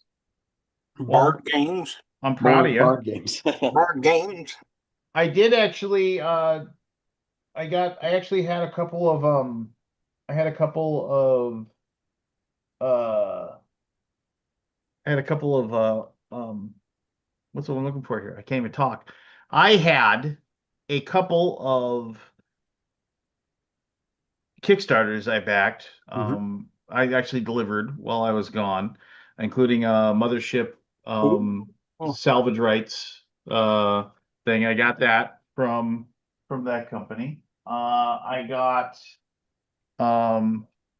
if you are an OSR guy, I got my this you can't read it probably, but Knock Volume 5. Got that delivered to me. I've kind of a love-hate thing with the Knock. Because okay, so Knock is like it's a bunch of articles about the RPG hobby, adventures, Mhm. pieces of art, things like that that are all about playing old school D&D or old school Renaissance type of RPGs. And like the first one was just amazing. And they've just steadily got kind of less cool. I mean, they're still a good resource, but I don't know. It's gotten the Hmm. content is just become less than. And like they're highly collectible for their old ones. Like during the pandemic is when the first ones were coming out, and so they like evaporated immediately. And the company was not really interested in going back and making physical reprints. So you could always get the digital, but if you like wanted the tangible item, that was like, maybe Yeah, maybe. But I have Spelled so knock that with a GNOCH. KNOCK. like K. knock KNOCK. I mean, just like the Not. the Oh, old it's not a spell G? in D&D, the knock spell, where like literally like it could open a locked door, where it is actually Yeah. like the mage had to knock on the door to Sure. open It's it up. it's gnocchi. It's like the pasta, the magazine Yes. about pasta. So I picked up. Oh, I should say, I haven't played it yet, but I'm excited to give it a try. I don't know when I will, but I did get Treasure of the Dwarves. I said I was Oh, going to it's a pick good this up. looking cover. Yeah, I mean it. I read the rules. It is absolutely a Bruno Faiduti game, which is up my alley. So play 64 people. Yeah, it is. But it's a game where you put a thing up for auction, and then everybody gets to submit a card that's for the auction, and then you flip the cards over one at a time, and if you don't accept the first card that you turn over to do it, and you flip over another card, then you can't go back. So like Right. you might screw yourself. And then there's variable player powers and things like that. I got the second book of Sutro of the Pale Leaves. They had limited copies of this Mhm. at the Chaosium booth. Um, I don't know if I'll ever run this. There's a book before this, and so it's a two-book campaign. I think it's got 12 scenarios total. But the setting is just so it absolutely is. First of all, it is the King in Yellow, which is a fun aspect. But the fact 1980s Japan is the setting, and they go in 1980s, like Black 19 Rain. Like yeah, like I was 1980s Japan, and they go into huge detail about what the society was like and what it'd be like. And I've read the first book. was that the Um, Twin Suns Rising or whatever? yeah, yeah. I read the first book, and I I devoured it. It was so fascinating, and it was a really, really good story. I'm not going to give any spoilers, who but wrote that? this one is multiple people. Okay. Um, Damon Lang, Yukiro Terada, Andrew Logan Montgomery, Jason Sheets, Jesse Covener, Mike Mason, and Chris McDonald. Mike Mason, I mean, Mason, obviously, yeah, the big Mike guy. Mason is involved with everything. Everything. Yep. Yep. But it is not it and it is very twisted. Not as twisted as say like a Delta Green campaign, which those tend to be really, really dark Mhm. if you read your Delta Green books. But yeah, good. At the very least, it'll give me ideas for other things. Sorry, I have to reach over here and grab more stuff off my pile of things. Um, ugh. I would like to say that uh uh independent the independent like IDGN is the Independent Game Network, and then Independent Press, or what is it? IDA? IDP? What is it? IDP, right? Mhm. I'm just so this was something that just caught my eye as I walked by. It is Oh, uh IPR, Edie Press. IPR, Independent Press Revolution. Yes, I want to talk about them in a second. This was a book when Ross and I were walking around. I saw this in a booth, and I talked to the guys that were selling it, and it was like the first part we stopped at because there was a booth next to it that Ross wanted to check out, and I started talking to the guys, and this is Mech Warrior, but like making your mechs out of junk, and also you don't need miniatures. It's all theater of the mind mech combat. And they did a Kickstarter, of course, everybody does Kickstarter. But this was a big, giant, thick book. The art's amazing. It looks really interesting. I felt bad because I said it was like $60 for the book, and I said I just started walking around. I said I know you hear this a million times because I run a booth too, and it absolutely is. But I'll be back. I just don't want to have to carry a big giant thick book or whatever because they didn't have any bags or anything. And like at 5:58, I went back and I said I told you I'd be back, and they were like, you just. And I was like, I'm a man of my word, but I picked this up, and at the very least, I'm going to read it. I don't know if I'll ever play it, but it looks super cool and it looks interesting. Um, Pacific Masterland, Hey, I knew I what was about going to pick that? it up. Plus one XP. I knew I was going to pick this up. It was just one of those things where I talked to the guys and I went over on Sunday morning and they held a copy. I mean, everything Yeah. I have Electric Bastion Land, which I thought was a really good book to read. Again, I don't know if I'll ever run it, but this book has beautiful art and just looks super cool. And the idea behind it is really, really cool. Have you As looked at the table of contents for it? yes, it's It's just like 5 pages of rules, and the like 80% of the book is just character templates. yes, it is character templates for all the crazy different knights. Because each character that you play is a knight in the game. So that was it. All right, so here you go, Matt. I gave you some money. Oh, look at there. I signed my first copy of Daggerheart the other day. So a buddy of mine waited in line on Friday morning, and he got one of the cool extra cool versions or whatever because they They were only just got some online actually on their web store. yeah. So he waited in line and bought one for me. I paid him back. That's super nice. So thank you, Alex Princeton, if you're out there. But he waited in line for me and got that. So if I bring my copy at fall, you're going to sign it for me, Matt? Is that what you're saying? Absolutely. I I also, watched the PR thing they had on. yeah. It Was that Wednesday or Thursday? Thursday at 11. Yeah, I thought that was so crazy. They went out of, was it? They said they sold out globally of what, 2 print runs? That is so wild. Yeah. I want to know how many they printed though. I have no idea. 700. Yeah. Yeah. Um, it was so funny. Like I was talking to my client, my contact there, the Elise. She's the production. She's the senior producer for Daggerheart. And I said, hey, I said, do you have any tickets left for Thursday? She's like, yeah, I got a bunch. Can you make it? I said, yeah, absolutely. She's like, great. And we never kind of picked it up after that. I just never got the tickets. And so I show up at like 5 to 11, and I'm like, so there's the hallway, and then there's a kind of like an ante room where they had using masking tape masked out a serpentine kind of waiting line area for you to, when they open the doors, file into the main ballroom, the 500 ballroom. And so I said, yeah, my name might be on a list somewhere. I don't know. Elise was supposed to put my name on a list, and the guy's like, "Oh, I'm not sure. Let me just go ask blah blah blah, whatever this guy's name is." So he pulls this guy over, and the guy starts giving me the third degree, like, "Who are you?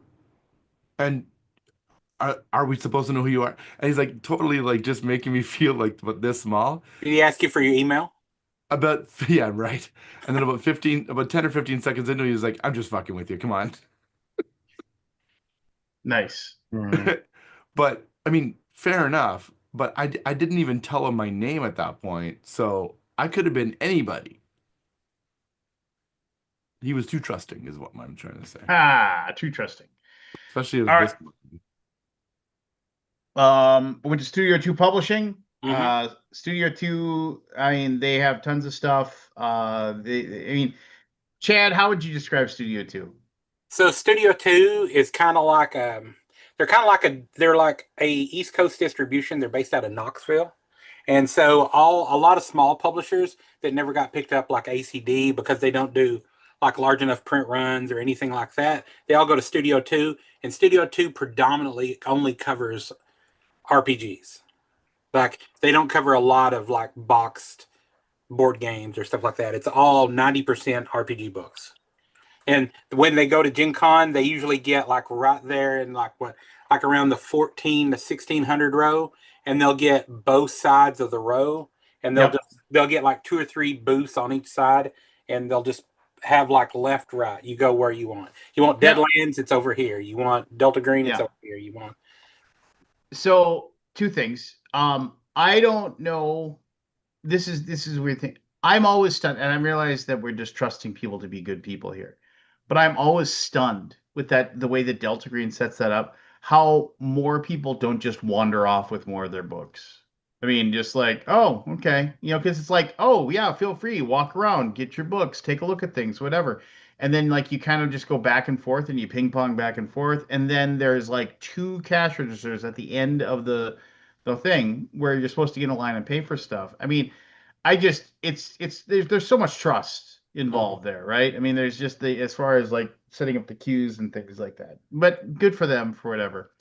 I'll say this, for whatever reason, Delta Green is super hot right now. People are getting like really excited about Delta Green, and I'm sure Arc Dream is appreciating that.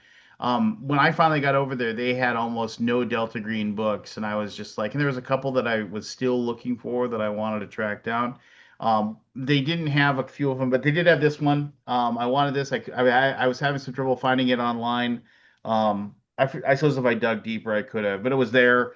And the reason I like it is because there's 4 small adventures in it. So it's just one of those things where it's like I could probably run each of these things in one session. So if like, and that's how we usually either play Call of Cthulhu or Delta Green. We just take a break from D&D for one session, and we do a horror one.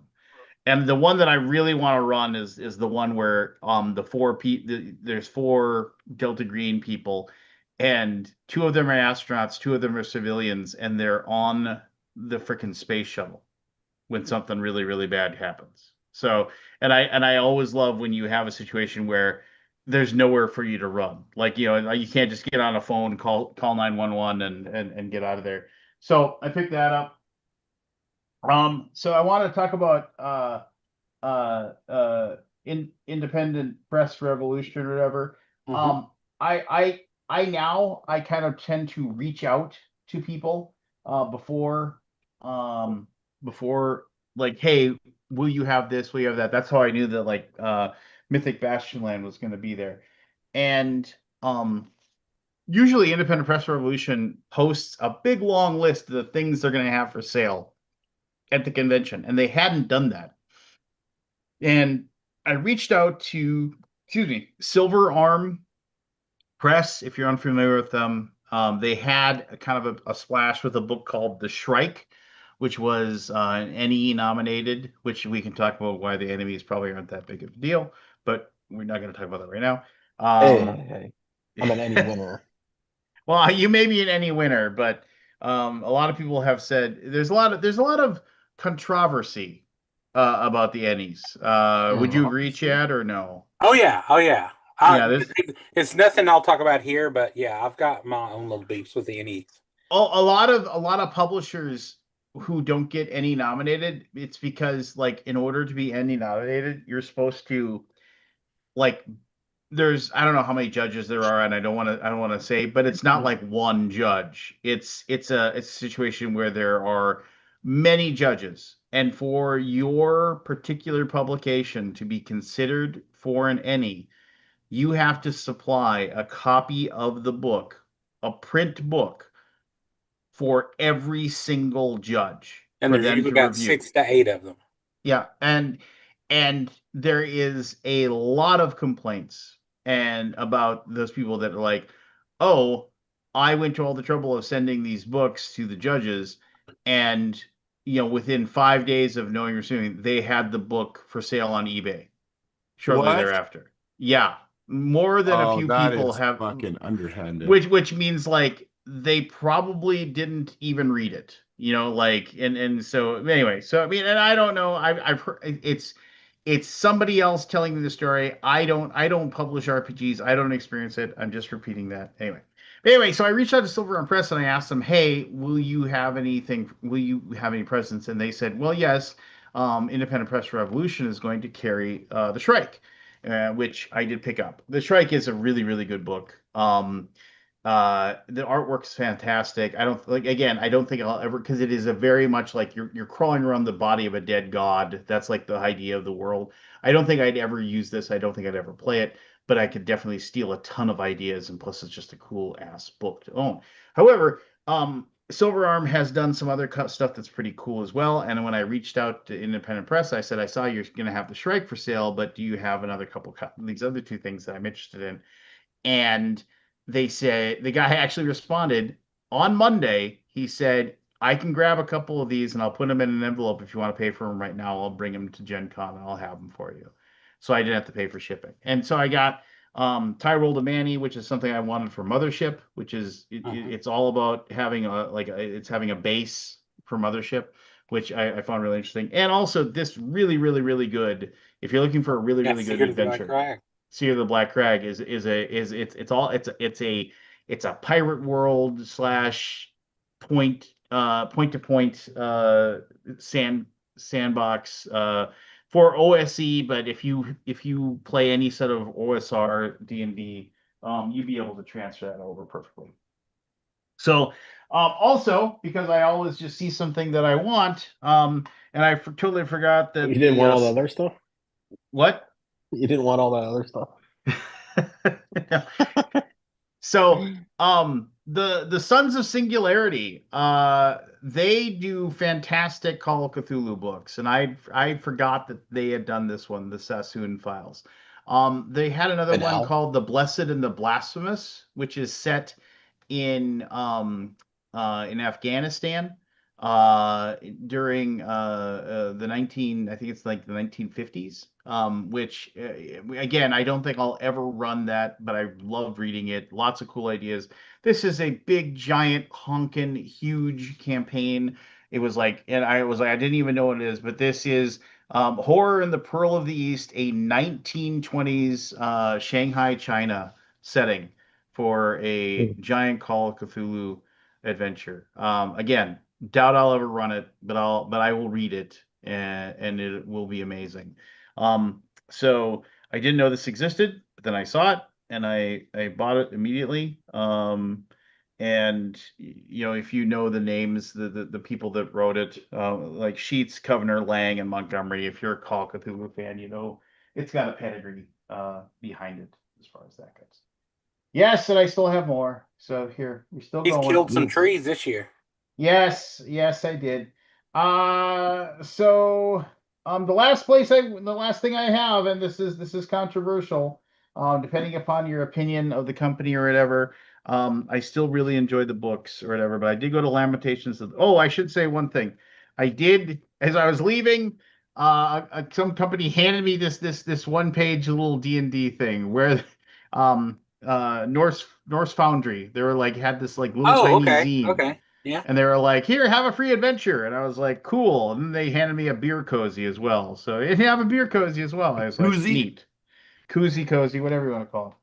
But I did go over to Lamentations, the Flame Princess. You know, their Gen Con, he puts one of these out. This is not just like a catalog. It is actually has an adventure in it. He always puts an adventure, a full D&D adventure in every one of his catalogs, that is in here. So these are highly collectible. People collect them constantly. Um, he created a bard class for his OSR, uh like some lady playing a trombone or whatever. On a Um, mountain. yeah, on a mountain. The music of Eric Azan, which is rules for the bard class. Um, this is like a little short thing called the Altar of Madness. Kind of tough to see. And this is just a weird altar that has a bunch of crazy things that can happen if you interact with it. That is designed to be put into any sort of dungeon that you create. It is not a dungeon by itself. It is just like one spot that you can place inside a dungeon. This is an outside of him. Adventure that I read some reviews about that he sells. Like he occasionally, the owner of Lamentations, he'll take on somebody else's stuff and he will sell it for them. This is Hyena Child. It is, as they say, in the 17th century, the inhabitants of the Egyptian port of Alexandria in ancient ruins and dilapidated villas, the few rich and powerful celebrate in an arrogant grandeur of luxury, knowing full well that their days of splendor are numbered. And it is a like just a gruesome campaign world kind of thing. But I just end up picking everything. Now, and this is the one that I hemmed and hawed whether or not I was going to buy this or not. This book is absolutely beautiful. Looks like it. It is, but Nebulous? it was like 90 some bucks. Nebulith. Cool. It Gold is foil. Lamentations of the Flame Princess in a classic like if basically if you had a Oriental Adventures D&D book set in this. And I mean again, I don't think I'll ever run these things, but I mean the artwork inside and everything is just beautiful, and it's very well done, it's very well written. And it's Lamentations is a weird company because their stuff is all like fantastic and interesting, but sometimes like they just have stuff that like it like says you'll never play it, you'll never use it, you'll never do anything with it, but you own it because it's almost by itself a work of art, in the RPG world. So I'll read through this at some point, and theoretically, maybe I'll get an idea. I've always wanted to run a Oriental Adventures type of campaign. I remember I ran some back when I was like in middle school. Yeah, do you remember that AD&D book? I had it. Yeah, I I still still got have it. I still have it, baby. So um, maybe one day I'll actually run one of those campaigns or whatever. But yeah, it was kind of like Sweet. um I it's it's a thing where I mean I mostly get RPG books when I'm at Gen Con, which makes for getting home tough because they're way heavier than board games. They're condensed. Like basically my backpack weighed like 30 pounds because all my books were in it. But because you put them into your backpack because you can do a carry, and you don't have to worry about it. But yeah, I mean, yeah. So there you go. That's. I don't have the giant pile of board game Gen Con haul anymore like I used to, back in the day. Did you see the picture of Steph's game It's hall? it was insanity. Obscene. Of what? She got like 100 games or something. It was crazy how Oh, many she Steph. got. Jesus. Well, I mean, she's getting review copies, of course. Well, yeah. How I many assume. games does she have at her house? Well, Thousands. she gets rid of a lot though. Oh yeah, Yeah. she cycles through it. Yeah. She sells a lot.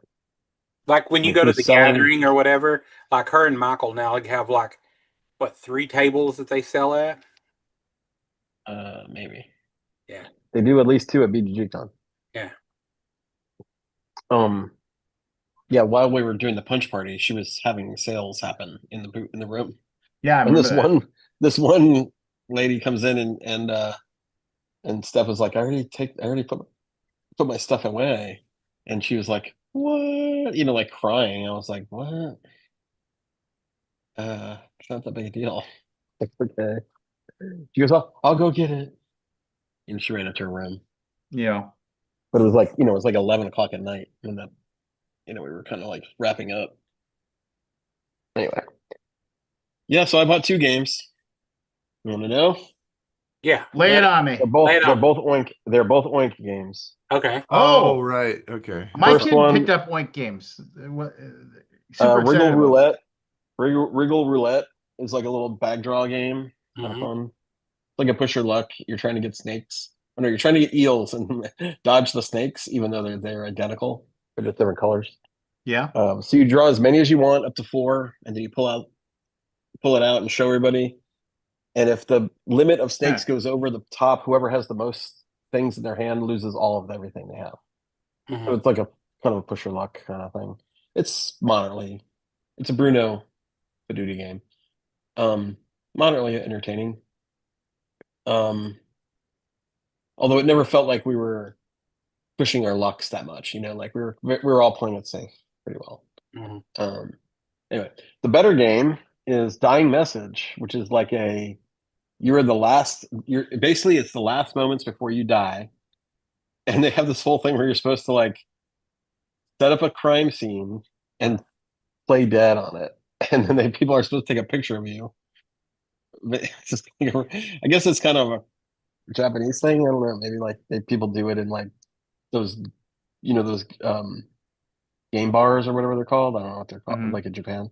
Mhm. Because you basically there's six people, there's 6 suspects, and they have like little bios.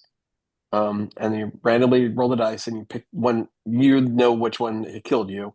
And then you draw 15 playing cards that are like all these like abstract pieces of art that you've scrawled in blood. And so you're supposed to make the whole picture to convey who the killer is with those 15 cards. And then you lay down it has a little blood pool, like a little felt blood pool, and it has a brick in the box itself is like the murder weapon, and it's got a blood stain on it, and you're supposed to like pose yourself, and you can make a clue with your posing also to convey who killed you, and then you do that, and then the players just kind of like debate of like what they think of. We only played the very basic one where you just you work together, but I think there's a competitive version and a speed version or something like that. So Yeah. it's pretty entertaining. We played it more than once, and we had fun with it because How sick what's it? I was gonna say, you were wrapping up. I was gonna say, how sick did you get at the con this year? I got COVID, so Yeah, he's the got sickest I COVID. could possibly. Oh, another one Sick as bites the possible. dust. Devin Metland just posted he got it too. Devin Mountain. I don't know if you know Devin. All the cool people.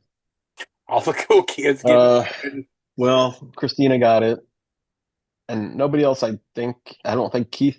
Keith and I gamed all day on Saturday, so I hope he did not get it.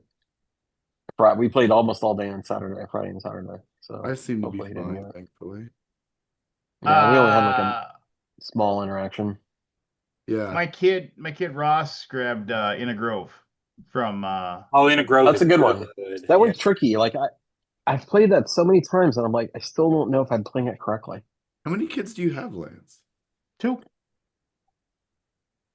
Right. Don't worry about No, it. I understood. No, don't worry about it, man. No, I mean, Is Ross Um, taking that to school? yeah. I So, like that in a Grove game. We played it a lot, and I don't know if I ever figured it out. The deduction game, right? Like you're yeah. trying to, it's a killer. I need to go back to it, but I like the idea of it. Anyway, the dying message is really fun. It's like a little party game. Forrest gave it a review. He said it was good. He did. Yeah. He went to the Mhm. the media room and made a video and reviewed it. In the medium. Like Oh, there's was there so more? so way back in the day before I was able to Did they get have lemonade? tepid lemonade. No, Was but there they tepid but they lemonade they would flowing? have ice cold sodas in there. It was pretty sweet. Ice Um soda. yeah. But yeah, the media room, if you got a media badge for Gen Con, you got access to the media room. And inside the media room they had sodas, which was pretty sweet. So and like sodas and like little snacks and also you could just go in there and it was quiet in there. So like if you wanted to record something, you could.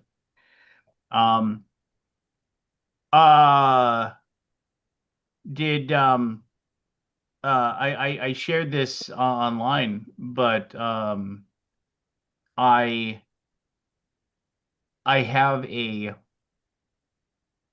I have a what's the best word I can describe this? I have a lookout, if you will, for there's several different thrift stores in town. But I have a lookout that basically for like there's like 4 of these stores in town that they're a manager at one of them, and whenever like board games come in to any of those places, they let them know, and then they let me know, and then I go and find out if it's worth it. So I heard, oh yeah, go to this store. They got a few older games in, and I was like, oh, okay. Like, I can pop in, and then like, and they just set them aside for me. And then like, if it's something I want, cool. If not, oh well. But yeah, I mean, uh it was the mother lode of old school war games. I just bought all of them. In like in case like it was one of those things, and an old TMG game, Exodus Fleet, as well. But yeah, like a bunch of old SPI war games that like I'm assuming, and it's kind of sad, but you're like, oh, the person who owned these probably no longer needs them, and the family's like, yeah, just go ahead and donate What do that we do with stuff it? Yes. and just donate it. So I got this giant box. And on the outside of the box said Jim's board games. That's all it said. Oh, Jim. Yeah. And yeah, it was like for like at $40, and I got like it was if you go A ton if of you're stuff you're never gonna play, and well, you're no, going to there's get there's rid a of handful. eventually. I researched them, and there's a handful of them that I'm absolutely going to play. I am absolutely going to play the Pax Britannica. I will play. I play B-17 Queen of the Skies already. There was a Twilight Struggle in there. I mean, I don't. I got rid of my Twilight Struggle a while done, so I mean, I'll have to like. Oh, I'll that's a probably good play game. that again.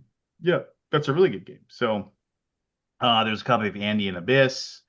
There was a copy of Amoeba Wars, which is something that I always wanted to play. That is like and there's also one called The Sword and the Stars, which was a science fiction game that I always wanted to give a shot to. So and also there's a Sword in the copy of Stone. 1960, The Making of the President, which has been long out of print, and it is a well-loved copy of it, mind you. It definitely shows its age, but I was so yeah. I mean, it was. I never. It's always like, oh, there's like one game, and it's like, oh, it's like if somebody got a copy of Bonanza or whatever, which is a good game, mind you. I mean, I'm not trashing on Bonanza, but I'm like, oh yeah, who cares? But no, I was like, oh yeah, there's like a handful of them. No, it was like 25 games in this box. I got it for a song. So uh Is I it was musty? excited. Yeah, I was excited about it. Are they musty? They were musty. Yeah. And the guy like wrapped them in like saran wrap. Oh, crap. Yeah. Right. Oh yeah, Yeah. it's right now. Wonder why. To hold the must Probably. in, of course. They're holding must in. That's Yeah, premium must. that's premium must. All right. So I have three initials. And so if one of you wants to pick a number one, two, or three, I can do initials right now. Matt says 2. Matt says two, Go in the Right. middle. as in dose. Dose. All right. Yes. I want What's to show you got? something real quick. Look at this. This is my gin can haul from the BGG store this year. I didn't know these existed. Have you seen these? Oh yeah. Well, that's pretty. These Yeah, have those are metal. don't dude. put in the dishwasher. No. Evan, right in But it's a time. neat little. So the company that does it makes like beer glasses with bullets in them, and they did a print run of coffee cups with metal dice. Yeah. So the way we found that is like I got pinball glasses from Stern, and they came in that brand, and we Mhm. called them and bought their dice cups or whatever they're called. Yeah. Oh, Dice mugs. I apologize. I should have But they said won't this. do a meeple though. Will they?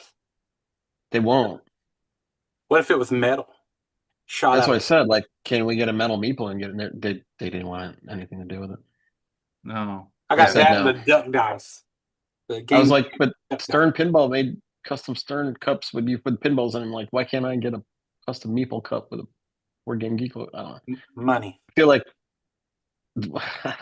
I wasn't gonna sit in for enough for free. It was a legitimate business inquiry. I don't know Yeah. why they didn't want to do it. I should mention I did there's other random things I picked up when I was there. I did get like I said, I did get a copy of A Place for All My Books. Theoretically, maybe my wife will enjoy it because and we can play a board game together. But there was I can't remember the name of the dice shop, and I apologize. They're fairly well known, but they had a deal where it was like, oh, you can pay $20 and you can get a set of dice. And then they said roll a 20-sided die, and if you got a 1, you got to have like if you rolled 2 through 19, you just got one of their standard sets of dice. But if you rolled a 1, you got to pick like a resin set of dice. So it was like so you basically you paid $20 and you'd get like a $40 set of dice instead. It's gambling. But if you rolled a 20, you could get one of their like top end levels of dice, and those are all ones that have stuff in them, so it looks cool. What is the And name of that dice place we went to, Matt? You showed me. Like remember that That was Dispel Dice. fancy dice. They're Fancy. legged out the wazoo now. But I rolled a 20, and so I got my son, and then those dice come in a special box. So he got, so I picked out these dice that each one of them has a turtle on the inside. Oh, nice. And like, and you actually like when you open up the box by like I'd have to go get it, but you pull, there's a tongue, like the turtle sticking out. It looks like the turtle head, and you pull on the tongue, and then it pops the thing open and has the dice on the inside. Yeah. So I was pretty excited. And You then got some duck dice there, Chad? Yeah. So like where I work, our corporate logo is a rubber duck. And Okay. so Game Genic has the rubber duck dice. I mean, you can get them. Nice. Yeah, but so it was like when I saw those, those are coming home.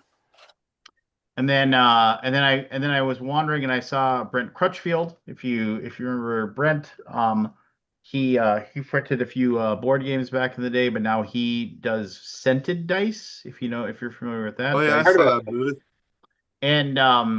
And Brent, I did a bunch of videos for a lot of his games back in the day. Brent still works for Blizzard Entertainment.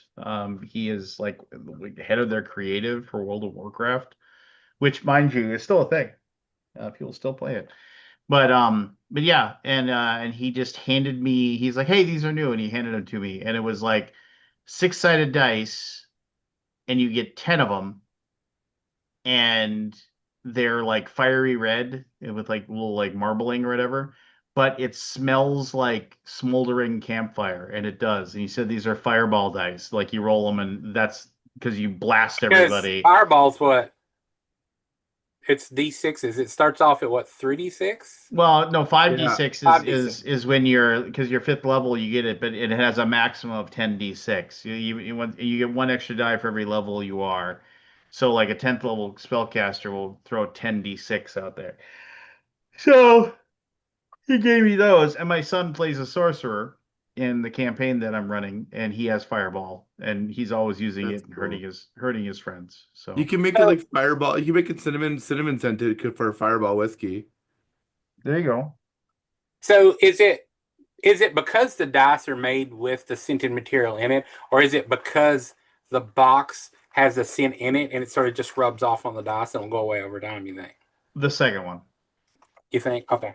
Yeah, and he says, and he's like, and like they have a thing, and I don't know if it's for sure, but he said like if the if it ever like the scent ever goes away, like they will send you a new box or something like that. They have like a. Are you talking to your lovely wife there, buddy? Yeah, she's heading to bed and she dropped me off my sleeping pill. So Your sleeping pill. yeah, Hey, if not, I'd be up till Hi. I wouldn't go to sleep until like 4 or 5 in the morning. All right, let me grab I gotta grab a Blackberry Zero. I'll be right back and we'll do initials. You made it just in time for the beginning of initials, Evan. Sweet. All right, one second. So Scott, Christoph is coming back on the 10th to Oh, Texas. cool. Yeah, he's coming back for a few days and he's coming to visit. He told us to order a copy of Big Sur. Big Sur, Yeah, from 25th the Century. 25th century. Yeah, and I he's think originally bringing. they played that. They played that Huh? on the show. They played that Yeah, on the show or the live stream.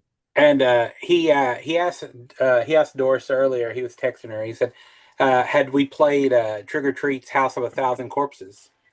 And apparently they traded some German candy for a copy of House of a Thousand Corpses. Had so much candy. And so They he's loaded bringing us up that. with bags and bags and bags of it. Yeah. I just thought it was funny because we were talking about that on the show. What was that, a week or two ago? Yes, with Andy. Yeah. So Matt, I tell didn't me, get to listen to are you Trick or Treat. working on the new Daggerheart stuff that they're putting out? Are you working on any of that stuff? Well, I'm working on this right now. Hey, so let me. If I bought that, I Yes. bought that core set when I asked you about it at BGG Spring. Yeah. Is this a recap of those cards in that set, or is that specific, like new die or new cards in that? So what this is, these are you watched the Yeah, thing, and eh? I was just confused because it was like it made it seem like if you could not get a copy of the core set with the cards in it, like you could get these cards and it would sort of be like a gap fill. But I could also see it's like, oh, these are like some new cards, blah blah blah blah blah. So I was just Yeah, no, these are confused. the same cards. It's just what it's for is these are if so if I wanted to play and I didn't have any of the books or anything and you were GMing and you had all the books, I don't need to buy the books. I just need to buy this class pack Oh, if I okay. want to play a druid. So what it has is so this is do so for the bard, for instance, it has 21 codex cards, so basically the domains for the because each class is two domains, right? So there's 21 for domain 1, 21 for domain 2, six subclass cards, and that gets you through foundation, sub specialization and mastery for two different subclasses for each. And then so that's just all the class stuff, and then you can choose your community and your ancestry. And these are all of the community and all of the ancestry. Cool, cool, cool, cool, cool. So I'd messaged Lance at the convention. So Matt Koval also he released his RPG. Oh, did you get him? Did you get him? And oh no, it's your dog. But I was telling Lance that when they dropped the book for that, because they didn't want like the people to have to pay for outrageous shipping and all this stuff, so they released like their learn to play kit. They Yeah. partnered with Chessex, and there's a little dice box about like that big, and it comes with like 3 or 4 dice in it, and the learn to play kit is in that little set of box Oh, of cool. dice. Like they come a little QR code. So they're trying out to see if like people would actually procure that and have this little small thing. And so they was went under the radar. And then so I was just like, well, are these ever going to come to retail? And so I sent Matt Colville a message, and he actually replied back, which was cool. And he said they're going to try it again. They're going to try some at Gen Con, and then they're going to, I guess, reevaluate from there. So. I But had it's a neat because it's like that is all you need to play. It's like a little tiny box like this. oh, that's great. Yeah. I was I like, had a that's meeting with creative. I had a meeting on the show floor with Jeff from MCDM Hmm. about hopefully working together. That'd be cool. Yeah, they do good stuff. I really Yeah, like they certainly they do. do some really good stuff. So I really I'm excited to get I'm gonna I got some friends I'm gonna hit up to get like if you go over there, get me one at Gen Con or not, I mean Dragon Con in Atlanta over Labor Day because I'll be in Dallas.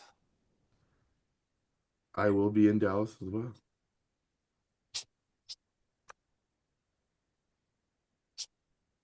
Evan will not be in Dallas. When does Evan ever show up to do anything When he anymore? gets paid to do it. Ugh. He's just the worst. Yeah. Oh, you're here. How embarrassing for you. All right, here we go. Letters. S B S B. Okay.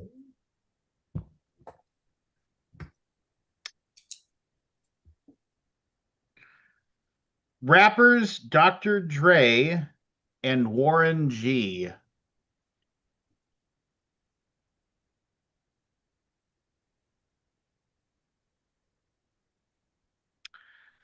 Sebastian to Catherine in 19.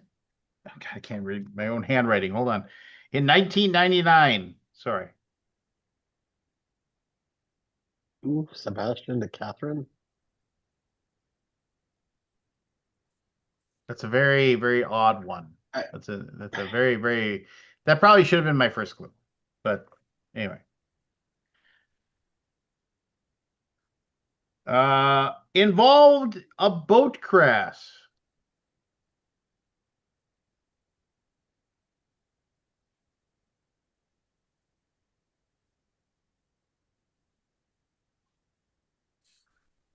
Included an autographed sword.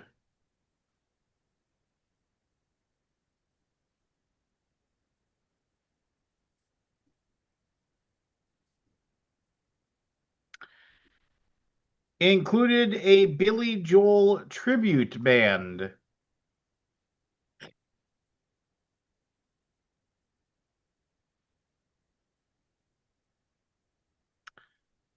Final clue. Prestige worldwide. Evan. Go for it. Step Brothers. Step Brothers. The I final had none clue of was an that. entertainment company started by Will Ferrell and John C. Reilly in this 2008 cult classic. The Sebastian to Catherine is from Cruel Intentions. Remember that movie? With Ryan Phillippe? Vaguely. Yeah. So, That one? yes. Gotcha. All right, here we go. They were stepbrothers. Item number 2. Evan out to the early lead. So how is Sebastian a stepbrother to Catherine? So it's the step siblings are Sebastian Belmont and Catherine Murtrill, but then because he's the stepbrother to her. Okay. Anyway, I don't know. I tried to. Did you ever watch Cruel Intentions? Cloaked it. Good movie. I have. I Really like good. Okay. Dangerous Liaisons better. That's got one of my favorite bands in that movie. SIBO. SIBO? Placebo. Oh, Placebo. Okay. Placebo. Placebo? The band Placebo. CeeLo? Isn't that thank you in Russian? Placebo. No. Placebo. Spasiba. Placebo. You know they had that every you every me song. Placebo does sound really familiar. I don't remember that. Oh, you should listen to Placebo. They're pretty good. I remember the Yeah. name of the band. I would, but I just don't think there's any efficacy. Anyway. Okay. That's a joke. I got it. I got it. All right. By the Here we way, go. I got invited to a COVID test with a placebo, involved potential. As like Yeah. like a case study. I'm like, God, have I had it so many times now? They want to test study me? Like, I don't know what the fuck. Anyway. Oh, look, Vince Lucas here. Anyway, Basically, well, whatever. I'm not going to distract us. clear one. This was highlighted in 1999's She's All That.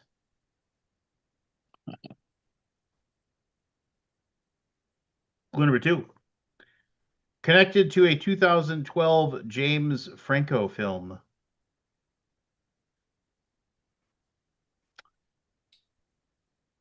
Clue number 3. Connected to Nerds in 1987.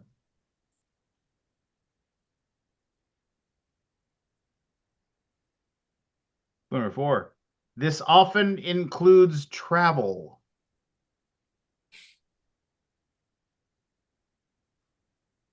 Clue number 5. Has connections to Girls Gone Wild.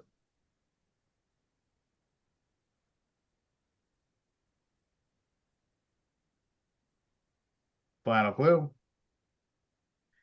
Mexico, South Padre Island, Daytona Beach, and more Matt. are. Evan. Go for it. Spring break. Son of a. Spring Hmm. break I don't know, is get that. correct. I went to South Padre Island one of my years in college on a spring break trip, and there was like 11 of us, and it What's- was What was the nerds thing? Revenge of the Nerds. They go on spring break. Do they? Oh, okay. I couldn't remember. Do not remember that. Yeah. No, I remember and I went and there was a bunch of us and we had rented some giant condo or something. Mhm. And we drove down in somebody's van and when we got there were it was in the condo there were like 5 bedrooms. And what I didn't realize, I was dumb, everybody else like had a partner. And so they took the bedroom, and so I like slept in the living room the entire time. With no pants. Yeah. Not on purpose. You guys put me in the living room. Okay, that was your choice. I sleep how I There, sleep. there was some falling asleep on the beach involved as well. Clue number 1. It's amazing how comfortable a towel on the beach is after like 27 tequilas. Clue number 1. Was seen in 1996's Independence Day. And I might add, that was the impetus of this because I watched Independence Day with my youngest son, and just I was like, here, watch this movie. Number 2 was seen in 2008's Cloverfield. Evan. Mm-hmm. Sonic Boom. Oh, that was good though, Evan. I'm stealing that one. Is everybody right? Yeah, where is it? Where's the Yeah, I love the Evan. Number 3 was seen in 2002's The Sum of All Fears.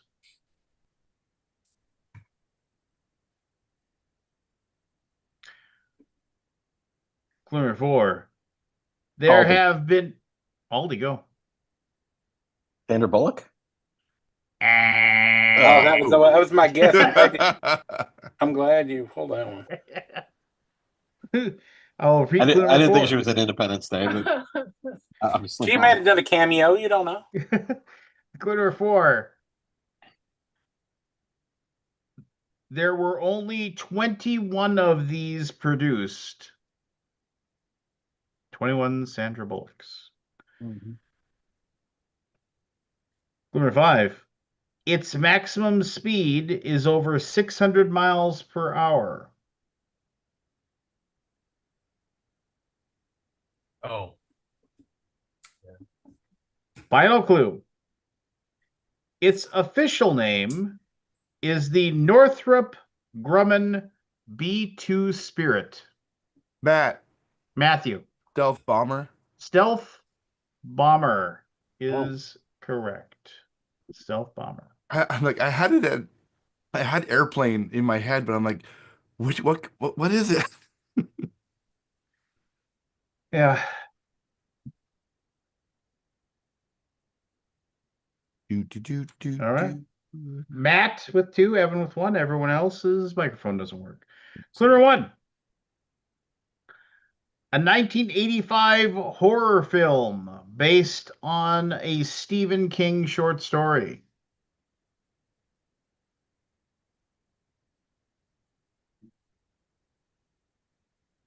Clue number 2. Go for it. Silver Bullet. Excellent. Nicely Excellent. done. Yes, that's right. I will. I still remember. That movie. Uh, That's with Corey Feldman or Corey Haim, I think. Corey yeah, Haim. yeah. As the kid in the wheelchair, I Yeah. still remember. It was it was like 1985 or 1986. I would have been 14 or 15 years old.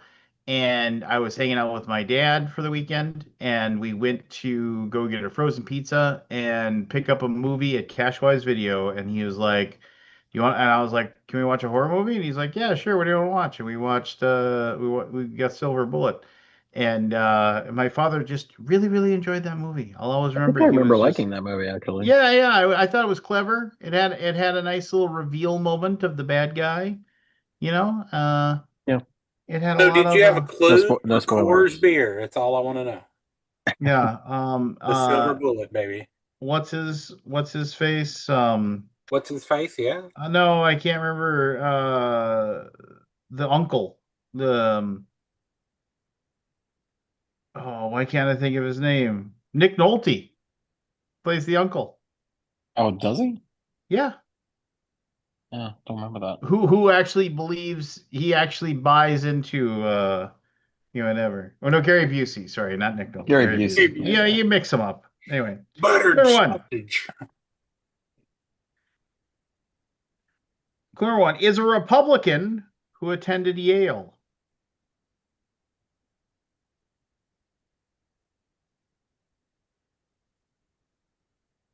Clue number two has spent time in prison.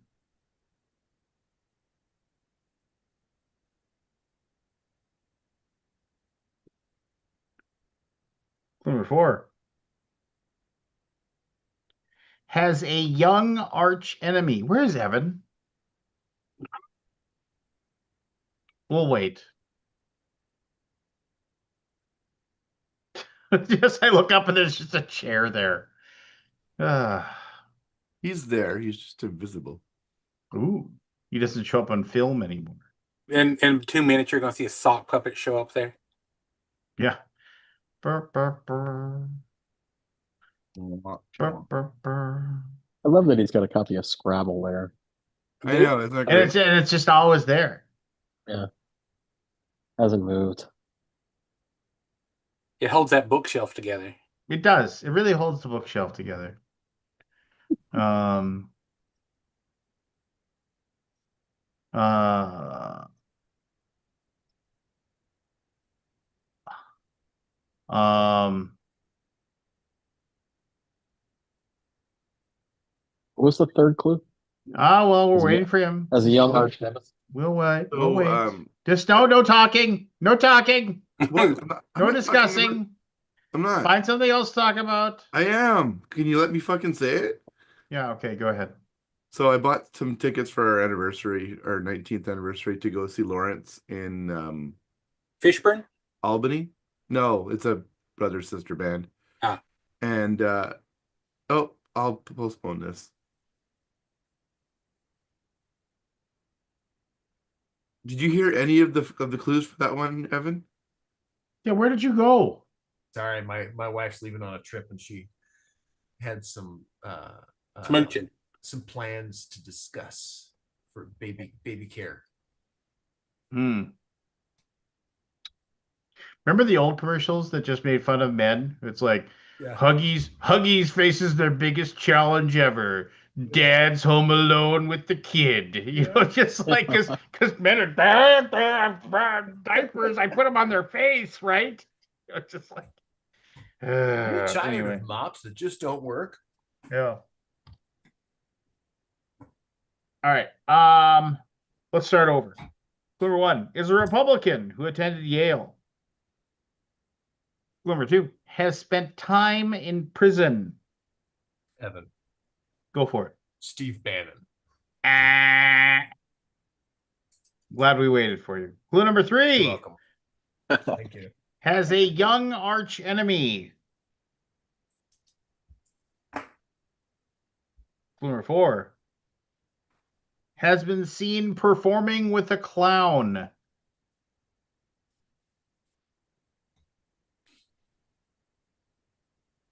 Clue number five has 8 fingers.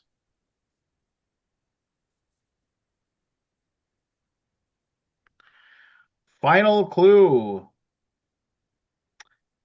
This animated ancillary character's real name is Robert Underdunk Terwilliger Jr. Matt, Matthew. Sideshow Bob. Side Show Bob is correct. Whack.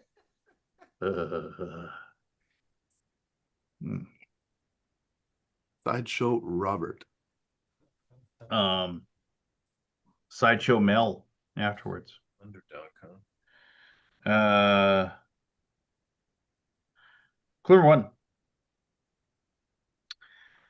Connected to George Cayley in the 1800s.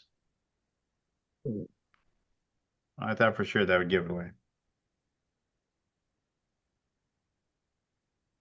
Clue number 2.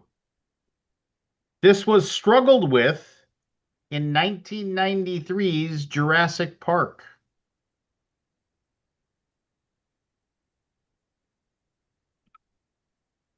Clue number 3.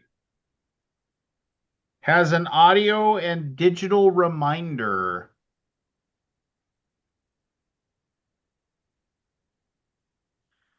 Evan's just laughing over here. My wife is being hilarious. Is she making fun of your folding? No, she was not. Okay. Clue number 4. Often connected with ejection. Matt, Matthew. safety belt, seat belt. I will accept both safety and the seatbelt. And you are correct. Yes, you are correct. Well done. Matt's running away with it, boys. He's on fire. Somebody's running interference over here. Clue number 1. You're not Why saying I'm anything losing. interesting? Oh. I'll hope you win. Oh, thanks. I hope you win. That doesn't sound like my wife. It's just like, when you win, you just get arrogant. So she just hopes that wins. Clue number 1. Was a professional thief.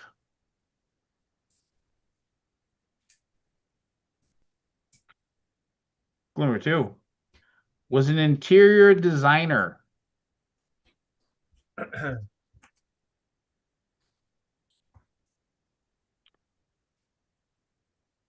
number 3. Was a lieutenant in San Angeles in 2032. Go for it. Oh, Sandra Bullock. God. Sandra Bullock is correct. I'm with Well my done. instinct. Guys, have your agent of chaos running interference.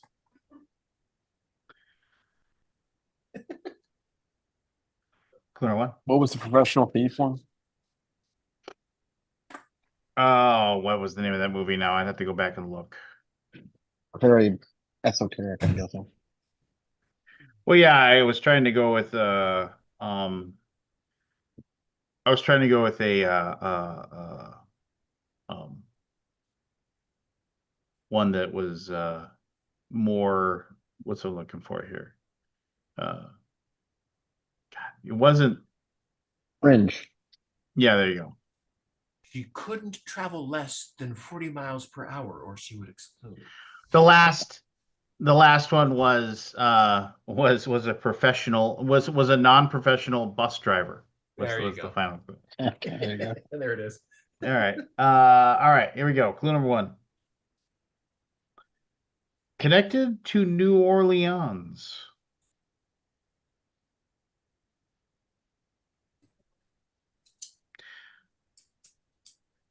Clue number 2. Was once an armadillo.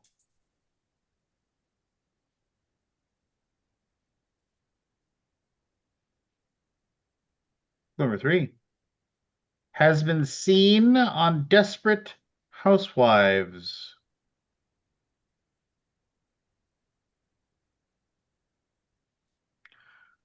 Clue number 4. Is a special agent.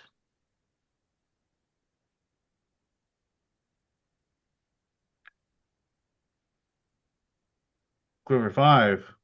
Was a time traveler. Evan, Go for it. Sam Beckett.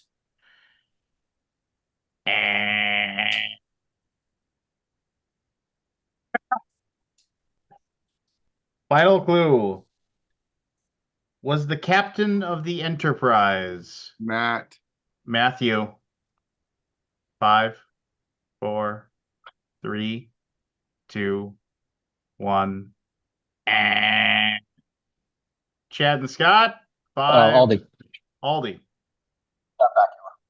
Scott Bakula. Oh, Sam Sam Beckett. Sam Was his Beckett was the character. character Yeah, Yeah. that because you read the clues, the correct answer would have been the character's name, not the actor's name. But Right. Have you seen that meme somebody posted where it shows from Back to the Future? It shows Crispin Glover in his suit and tie when he punches out Biff. And then there's a picture of Scott Bakula wearing pretty much the exact same suit and tie, and it just says the real reason he had Crispin Glover had the guts to punch out Biff. That's awesome. And the idea that he leaped into him yeah. and then punched him out or whatever. I'll be back in 1 sec. Okay, quick. We'll have to go without him so you guys can catch up. Catch up. Yeah. No, I thought that was good. I love that show. Quantum Leap. I did Great too. show. I really did. Fantastic show. Weirdest finale ever, though. Very weird. And because it was written very quickly because they didn't realize they thought they had one more season, and so they had to which is why if you actually watch the thing, they actually spell his name wrong. Then they say Dr. Sam Beckett never returned home. They actually Sam Beckett spelled wrong. It's typoed. It's typoed. They had to rush the final episode like crazy to get it out because they thought they had one more season. Yeah.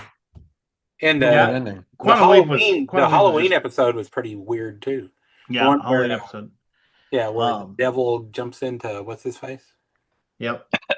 The show was great. And it was such a great show because they would constantly the whole thing with them hinting the next episode was so great. It was great. And then when they hinted the final episode, that was a huge moment when he leaps and then he looks into the mirror and he sees himself. And you're just like, "Oh geez, what's going on here?" That was crazy. Yeah. And then the whole thing with him being Lee Harvey Oswald and everything, that was also crazy. Like that was just stupendous. But anyway, Cool premise, man. yeah, it was good. And that was crazy too because it was like in order for him to leap and get to the next spot, because Lee Harvey Oswald tried to kill himself when he was in Russia, like Sam had to attempt suicide to be able to leap out of the situation to go to the next thing. They were like, we have like a 87% real. Did you have to attempt suicide or whatever for this to move forward? And it was like, oh man, great Was that writing, Ziggy? great stuff. Ziggy. Yeah. Dean Stockwell, man, what a great character. Oh, so good. Did you see, like in the latter part of his life, what the art that Dean Stockwell was doing? No? So Dean Stockwell did a lot of art, but he made sculptures out of D6s. Oh, no way. Yeah, he had giant 10-foot D6. He'd glue D6s together, white tipped D6s into like weird structures. That's so cool. That is cool. I remember that was Dean Stockwell was a great Cylon as well. Was he a Cylon? Oh yeah. I never saw the Battlestar Galactica. Disappointing. Well, the story was dumb. The story was dumb, but he did a good job. I But keep meaning anyway, to watch that, but I never Blue Velvet, he was great in Blue Velvet. Yep. All right, here we go. Clue number 1 dates back to the 19th century.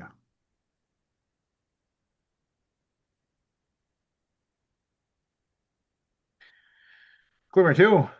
Often seen being used by Lois Lane, Carrie Bradshaw, and Jessica Fletcher.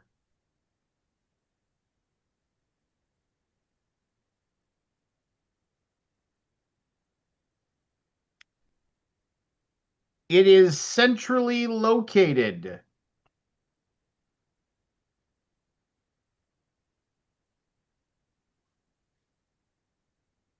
Clue number 4. Moss Eisley is famous for one.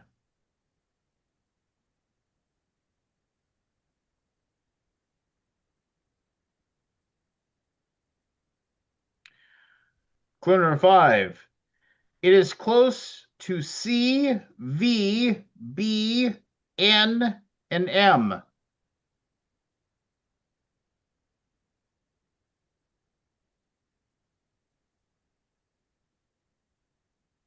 Final clue.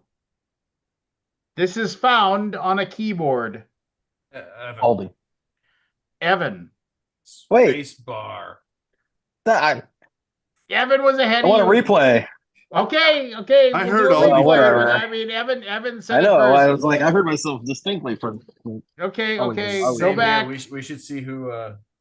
Go back. Well, you were gonna say you weren't gonna get it right. You were gonna say stenopad or something. You know, you I were was gonna not get it wrong going to anyway. say But any such thing. let's go ahead. Whatever. Go to the Just tape. move on. That's okay. No, No, we're tape. gonna That's go all to right. the tape. I don't want anybody giving me the business after this. We're I going will to the write a tape. strongly worded letter, sir. Yes, I will You should write have a accepted Sam Beckett, and you know it. strongly worded letter. Oh man, I have a grievance, but I'm over it at this point. I'm just over it. I'm like I'm gonna bring it up. It's the stupid it's the stupid Minecraft chicken thing all over again. I have to complain about it though here in a little bit. Evan was first. There, done. Right. There will be no play under protest. Clue 1 has been used to describe extinct languages.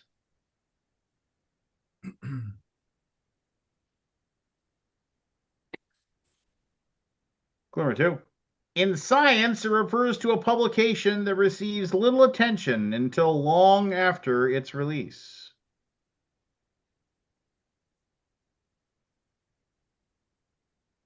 Clue number 3. It's connected to a birthday.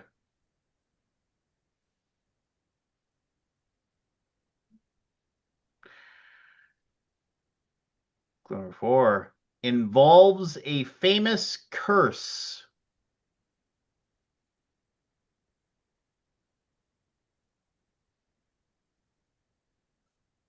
Clue number 5.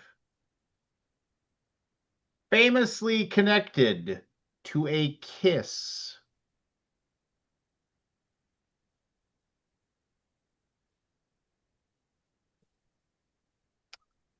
Final clue. This animated film was released in 1959 by Walt Disney. Chad. Sleeping Beauty. Sleeping Beauty That took me way too is correct. Well done.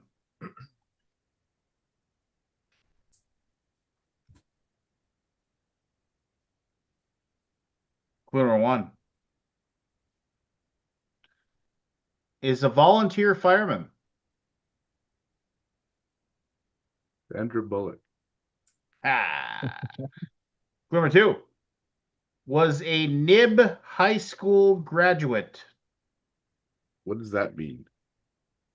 New inbox. Clue number 3 was graphically dismembered. Aldi. Go for it. Ibushimi. Steve Buscemi. Steve Buscemi. Ah. Either way, I'll accept it. Mr. That is Pink. correct. I heard Evan first. I'm just kidding. Evan, go. No. He famously he was a volunteer fireman. He famously after 9/11 showed up Yes, I remember that. and did it without fanfare. It wasn't until like many months later somebody had a picture and they're like, "What is Steve Buscemi doing there in the background? Like wearing a fireman's uniform and like digging through the rubble." He was also in that Pete Davidson movie, all about his dad being a firefighter and stuff. Yeah. Oh, he was? Yeah, because of that. And he is also quite easily the funniest thing in Billy Madison. So Oh, is that the one where like he's the It lipstick crosses. on?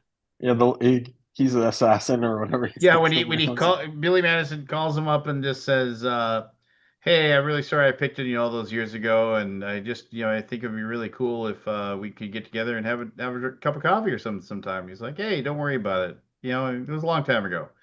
And he's just like hangs up the phone. Man, what a nice guy. And you see him and he walks over and takes the two lipstick out. He's the giant list. He crosses off Billy Madison's name off his people to kill. Yes. And then just starts smearing it on his face. I like the hello, fellow kids. Yes. That Yes. little That little shtick, yeah. scene. Hello, fellow kids. So we only have 3 left. Matt's got 5, Aldi with 3, Evan with 2. Oh. Evan, you can run the board and tie. Aldi, you can win. Matt, if you get any of these last 3, you win the shindig. Chad, you are the ultimate spoiler. The Here we go. dig. Clue number 1. Yay. Has a connection to Bill Murray. Clue number 2. Has been depicted as the Grim Reaper.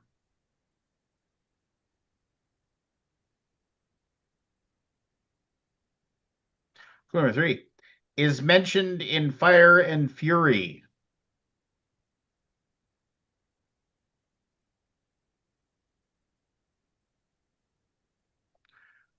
Clue number 4. Known as a strategist. Or strategist. I've heard it both ways. Clue number 5. Clue number 5. Connected to Donald Trump. Evan. Evan. Steve yeah. Bannon. Steve Bannon Yep. is correct. Evan, you are Keep going. 1/3 of the way of running the table to tie Matt. Here we go. Aldi, you can still run the table to tie Matt as well. Evan, you can still, if you or Chad get either of these last 2, you win. Clue number 1 is connected to Michael Jackson. Start over. Clue number 1 is connected to Michael Jackson, Prince, and Madonna.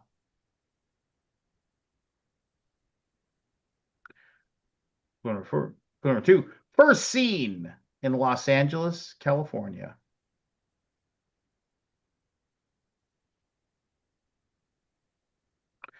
Clue number 3. Famously connected to rings. Aldi. Aldi, go. That'll be the Super Bowl. That would be Oh. the Super Bowl. All Oh. right, so it comes down to this. Oh. It Aldi, comes down to you, and it comes down if to you, me. yeah, great moment. We need You a ever heard of spoiler Plato? here. Socrates? Galileo?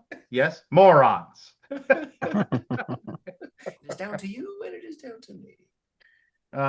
So here we go. This is the final one. If you get it, you win. If Evan gets it, Matt wins. If Chad gets it, Matt wins. You can king make. Aldi, this is for all the marbles. You get this, Well, you just a tie tie. Matt for tie. Well, you tie Matt for the win. I mean, we'll play another one, and then for the to anyway. Here we go. Clue number 1. Associated with Ned Cuthbert. Oh, that guy. Really? Nobody? Ned Cuthbert? Yeah. A little bit too perhaps a little bit too esoteric Oh, for little you? bit. Ned Cuthbert. Yeah. All right. Clue number 2 is rarely seen at home.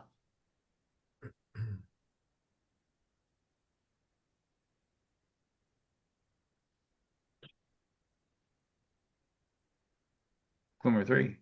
This is connected to advancement.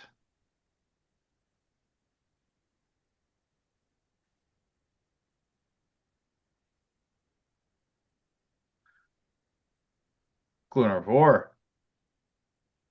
This is often connected to speed.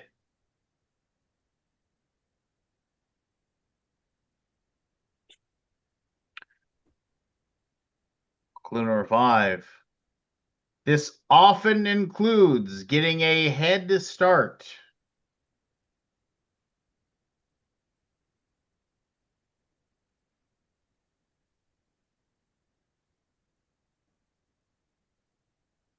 It's the final clue. This involves running 90 feet in baseball. Aldi. Aldi, go. Stolen base. Stolen Oh. base is Nice. correct. Well done. A smart question to nail Matt. What a Sorry, run. Matt. What a run there at the Great. end. That's great. Well done. Well, I think I got robbed on one, but it's fine. Yeah, well, you didn't. So, so Ned Cuthbert, or Cuthbert perhaps, but Ned Was he Cuthbert the first is ever stolen base? he is attributed with the first ever stolen base, and they actually the apocryphal tale is that the pitcher was distracted and wasn't paying any attention, and he just simply like walked from first to second, and they didn't throw him out, and then they claimed, well, and then they had a big to do, and they said, well, there's no rule that says you can't do it, that, like, he's at risk, as soon as he leaves the base, he's at risk for you to go over and tag him or something like that. So it was ruled that you could do it, and so ned Cuthbert. And just so you know, Fluky Kid said Evan was definitely first for that one Okay. earlier. So I'm just kidding. you wanna fight with poor Kabuki. It was stolen. I'll write up a strongly worded letter. A strongly, I will. So here's my very very simple. I play a few mindless games on my phone. Pokemon Go is one that's just mindless, that's on my phone that I play. My son asked me to start playing Clash Royale and join his clan, so I did.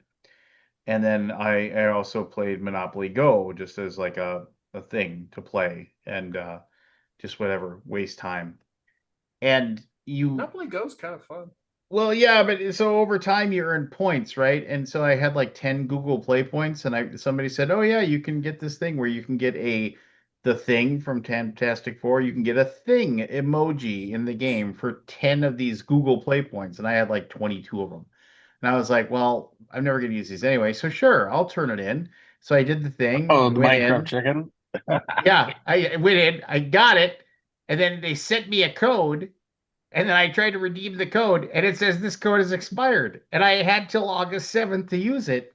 And since Monday, I have been asking them, like, I said, look, I just sent a text. I was like, look, you guys sent me a code that's expired. This is BS. Just send me a different code. And I have been told every single day, you'll have a response within 24 hours. You'll have a response within 24 hours. I have been, it's at this point, it's just maddening. Is this That, the like, I'm Minecraft just like, chicken again? how tough? Just send me another code. Who cares? Who cares about this stupid emoji? You you tell me, hey, give me these 10 power points or whatever, which are functionally valueless. Just like, and we'll give you this stupid little image of thing drinking a cup of tea. And I'm like, which I don't even care about. But I was like, I might as well do it. Why not? I wish I'd never seen the advertising. I'm just so annoyed that I'm What is like, the ad for? what? What was the ad for? It was just like, hey, here's something you use your Google Play points for. I didn't even know I had any. But I was I just didn't like, even know there's such a thing. I was like, and so I was like, oh, redeem. They took my 10 points. They sent me an email, and the code they gave me doesn't work. And I'm just like, just send me another one. And like, and the person's like, are you sure you don't have it? I was like, well, you can fucking look at you can look at all this bullshit. I didn't get it. Here's the screenshot of it. Says that it's gone. I never got it. And they're just like, oh, well, we'll send this up to a specialist. And the specialists have had it for like 3 days. I mean, just, it doesn't, it isn't worth any money. I can't trade it. Just give me the damn thing. Just send me a different code. And they're just like, we apologize for the wait. And they even busted out. I was like, I really feel like you guys should just send me another code at this point and just solve the problem instead of me like sitting here waiting. I was like, why wouldn't you just send me the code? Why wouldn't you just give me I feel like you're just waiting for me just to give up on this. And then they gave me the I'm sorry you feel that way, Yeah. which isn't an apology. It's just like I feel that way because you run a shitty fucking customer service. I hear you, man. Yeah, we're not allowed to hang up on you, so whatever you want to do here. Yeah. It's just I hear oh. And it's just like, and I know they're real people unless they program the people to have poor spelling. Unless they program their bots to have poor spelling, which I wouldn't put past them. I wouldn't put it past them to do that. But they, I just, it's so infuriating. Just give me my goddamn thing emoji. Give me my goddamn chicken. Just so bad. And it's just dumb to I be want to see mad this about it. chicken. What does this chicken look like? It's not. It's the old Minecraft chicken, man. I never got it. And then they No, I just know the Minecraft chicken, but what was it? This is emoji in some game? it's just in Monopoly Go when you interact with people, like you can send Oh, them an emoji to like say, "Oh, hello," like when you meet right. somebody. And I turned in these 10 valueless points for this emoji of the thing from the Fantastic Four. He's supposed to have a saucer in his hand and a cup of tea, and he goes, You're and he drinking has his tea. little finger up. He goes, "That's it. Uh, That's it. That's the entire That's it. thing." But I just happened to you see you in got some. screwed. Yeah, totally. I'll be right back. I'm so mad. You can't get that chicken.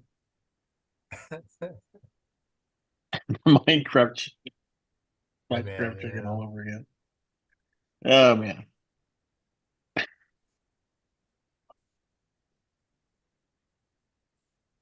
So we did this class pack, Chad, for the first one. We did the first one, which was the wizard that you saw at the thing.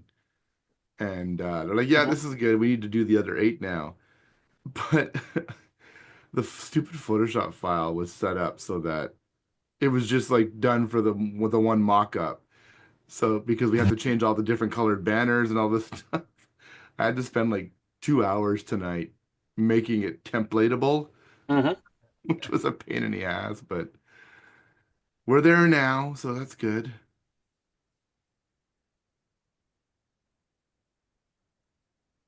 Are you going to Essen, Evan? I doubt it. Have you gone yet? I went last year Oh, that's right. That's what it or was. this year, whatever. Yeah. No, last year. Are you going to When did- PAX? No. No. He's just staying home this year. No. I already went to I only had four trips this year. So what was that? Gathering. Gathering, Oh, I'll see you in September though, in like 5 weeks. Gamma, QsCon, Yeah. right. And then like a smaller, like, smaller nerd crew one. It was I like will see you 12 there. people. Yeah. So luckily we still have one, but Yeah. I'm very bummed We'll, to miss we'll get our Gen Con, but spooning I'm time. even more bummed to miss BGG Con.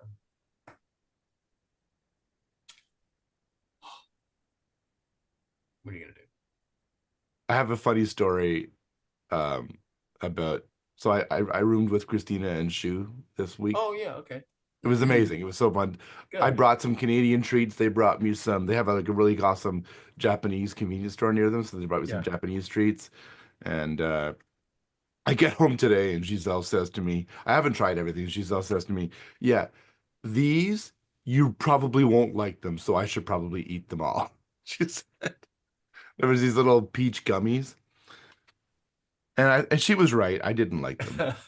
She was right. These are disgusting. I am excited about that new hotel going up. Oh yeah, yeah. Did you see did you go to Gen Con, Chad? No, I did not. I watched it vicariously via various internet streams. They updated. I've stayed at the Omni a couple of times, and they've updated the lobby bar and stuff. It's really nice now. It's real swanky. I heard the JW was like under construction. Yeah, everybody was pissed off about that. They didn't tell anybody about that. Yeah. Tisk, tisk, tisk. It's still $300 a night. It was probably still $300 a night. Yeah. Yeah, right. Mm. No discounts. I was at the Marriott, which was the de facto backup bar for everybody, which is decent. Right. It was good. I enjoyed it. But what I didn't enjoy was my $17 I had to pay for a tea and a fucking breakfast sandwich at the cafe at the bottom of the hotel, Ouch. which is like $25 for me. Mm. I mean, even at BGG, I think it's like $4.25 for a tea. So Yeah, that they get you there in the hotels, man. they do, yeah. I bought several $3 Cokes. Yeah. $3.25. Okay, so speaking of Coke, I have a question. I used to love drinking Coke, and then I switched to Diet Coke, and then the Diet Coke. aspartame started kicking my ass. Um, so I stopped, and now I just drink like soda water and stuff. But uh, if I want to have a Coke, is Coke Zero, does that have aspartame, or not Coke Zero, zero sugar Coke? Does that have aspartame in it? I'm not sure.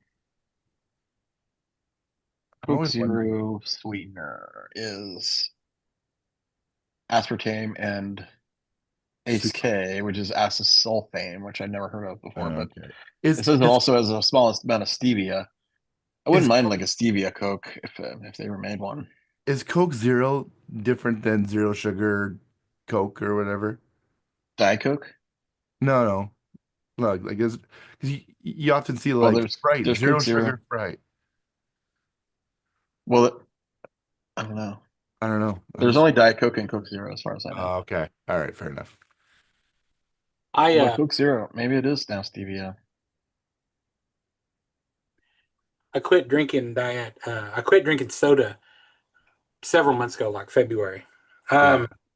And we went out for Chinese this past weekend, and they had Diet Dr Pepper, which I used to love, and I got one of those, and I could not handle it anymore. It was just like, oh my god, no, no. That's really off of it. I wish I could get off of Yeah, it. I mean, Yeah. I'm still drinking like 2 cups of coffee a day, but Nothing wrong with that. yeah. I've had two of these tonight. Oh, I have Pitchers, 2 cups. I don't drink them all. 2 pots. Yeah. I do 2 fancy lattes a day, usually. 1 or 2. Um, Do you make your own? No. See, Why not? I would go to Starbucks like 2 to 3 times a day, Yeah. and Doris said enough of that crap. So she got me one of those Breville things that has like the burr grinder over here, and it makes like cappuccinos, or you make an americano, or it'll steam the stuff to make a. She says, "Yeah, that stuff stops." so, so now I just spend my money on fancy coffee beans. Yeah.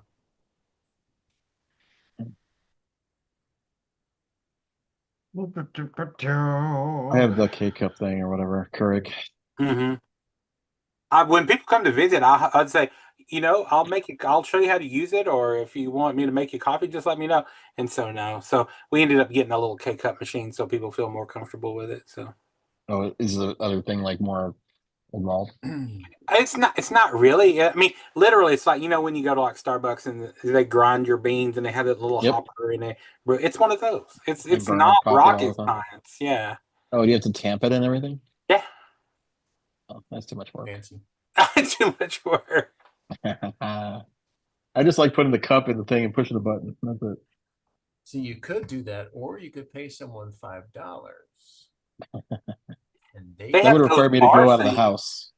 That's true. They have those bar things now we're thinking of getting just to play with.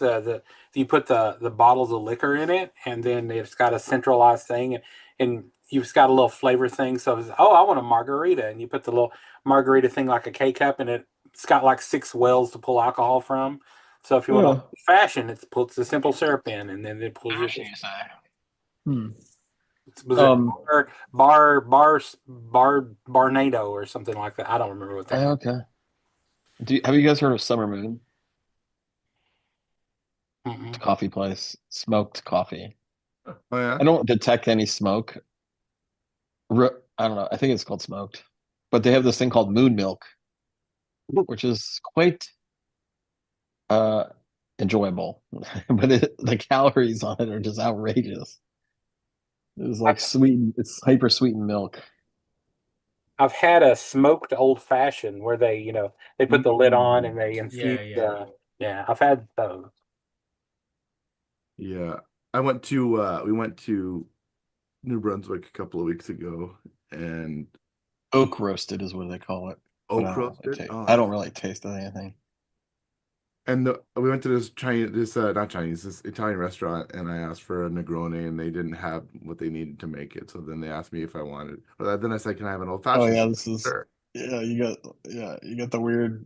Oh, did I tell you about this? Right? Yeah. Yeah, but you can tell again. Yeah, and then so Chad, when she brought it back, literally 10 or 15 minutes later, it was awfully light colored. I'm like, oh, that's weird.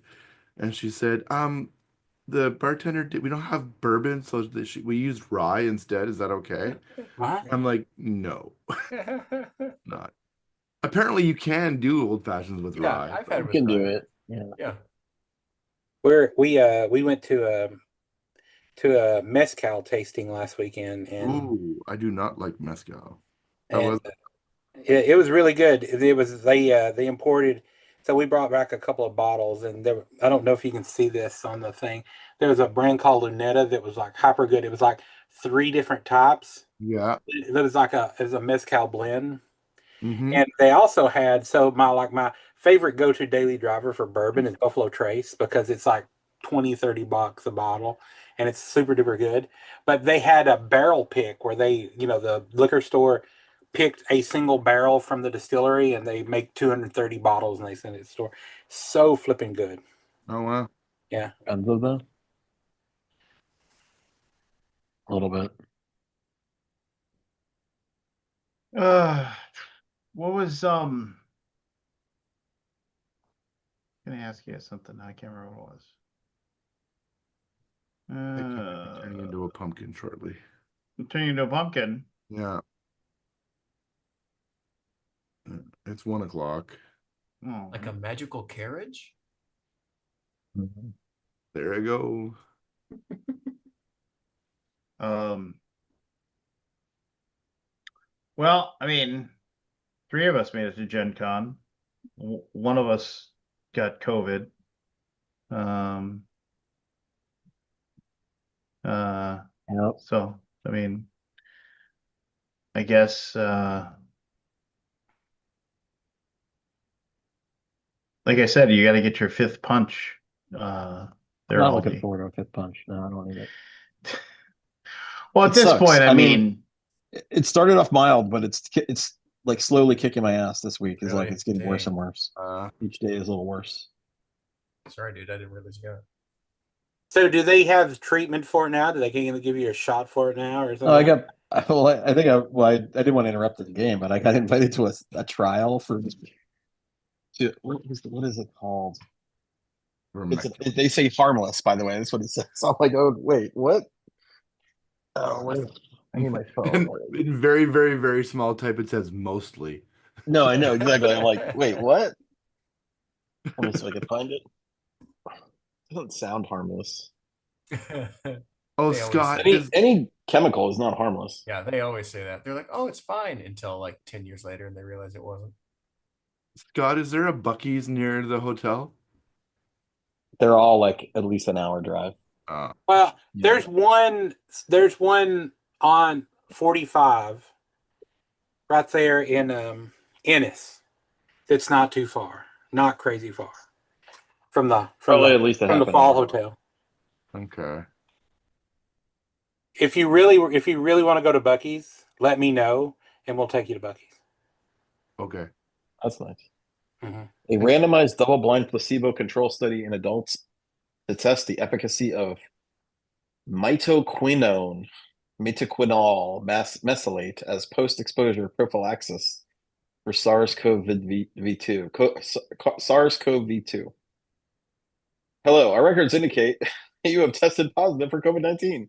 We are studying a safe diet supplement as an antiviral that may help prevent the spread of COVID-19 to others. If anyone from your close contacts has been exposed to you in the last 4 days and is interested in participating, please have them contact us. So it doesn't do anything for me, it only helps them. Compensation is provided. We appreciate Give your you $1. consideration. Yeah. If you I spend could- I a half basically hour could filling out the send this survey, to we'll give you Michelle. $5. Yeah, I don't know if I want to subject her. I don't know. It's a weird chemical. Who knows? I don't. He's probably gonna get it anyway. I steer clear of drug Try trials to stay away unless from I'm her. like gonna die otherwise. Yeah, You know? yeah. Like it's a And safe supplement. that was, I mean, I knew a lot of people back in the day. They would sign up for the drug trials where you like the like, oh, you'd be there over the weekend and like they, you know, You remember Dirty Jobs or whatever? yeah, They sign up for those brownies, eat the brownies, and yeah. it's like he's where the 30 minutes. Gary Coleman is the devil. and, and that was one of the greatest scenes ever. Did I could everyone not watch stop Happy Gilmore laughing. too? I was just No. curious. Haven't seen it. Okay. No interest really. I mean, I'll watch it, I think, but maybe I'll watch it after we hang up. Put me to sleep. Is it funny? You know, there were a handful of things that I laughed out loud at, like more than like a, huh, like I was like, there was like a handful of things that I like literally like I was like, oh, you know, that was cool. You know, callbacks to there's a ton of callbacks Yeah. to the first movie, which is great. You know, I mean, like, and then so if you're a fan of the first movie, you're gonna have all kinds of stuff like that. So, and um you're gonna catch stuff like that. You know, I mean, it's a little ridiculous. You know, I mean, like the first one was ridiculous, right? But this one goes kind of over the top with some of its ridiculous stuff. The cameos are there's just tons of cameos. I don't know. It was I laughed. I thought I liked it. I enjoyed it. You know, it was, you know, I mean, and that's probably a I don't know, what's a minor. I mean, a lot of people are like, "Oh, I can't believe how dumb this movie is." I was like, "This movie's about a freaking guy using a hockey swing to play golf." I mean, let's not try to How far in the future is it? I mean, it's like 15, 20 years, you know. I Okay. mean, Does he still play it's golf? as if the real like the time that has passed there as well. You like so um you know they definitely like you know he's got all of his kids and his kids are all grown up.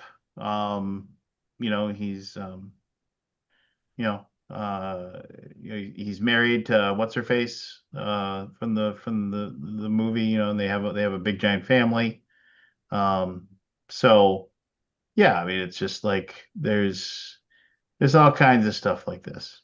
Um, but yeah, I mean, I don't know. I mean, it was like I said, it was just like, you know, I mean, some of the complaints about it is just so dumb. Like they're like, oh, I can't believe like he had his own children like playing the roles in the movie or whatever. Like his actual daughter is like in the movie and stuff like that. And they're like, oh, freaking nepotism, blah blah blah. You know, and it's just like, well, who cares? You know, just like it's just, but whatever. People can decide they'll not like it for whatever reason. I chuckled um out loud several times and laughed out loud several times as well. So absolutely worth the time it'll take to watch the movie, in my opinion. So um yeah, I don't know. I'm gonna take off. Yeah, I was just gonna say we can end up. I know Scott's not feeling the best. Evan's got to take care of his child now, apparently. He's Mr. Mom. Somebody's Yeah, got to do it. You know? hopefully, hopefully he won't. What do you feed these things? That's what Yeah, I don't know. I mean, what do I do? Just They eat those Scrabble tiles back there. yeah, I'll leave them. Just let them go in the backyard and let nature take care of it. Just like Oh, that's awesome. I'll use Um, the wrong thing as diapers. It'll be great. You've seen the movie. yeah. I don't know if you guys want to hang out slightly afterwards for after boom talk. I mean, there was something I was going to ask you guys about, so Sure. and then discuss that. I just not that it's nothing super bad or anything like that. I just I do want to bother people with it since it's going to be dishing about other stuff. So, Ooh. yeah, everybody. Post Gen Con Blues wrapping up. I had the Even though during Andy Gen wasn't Con here, go. I think they launch the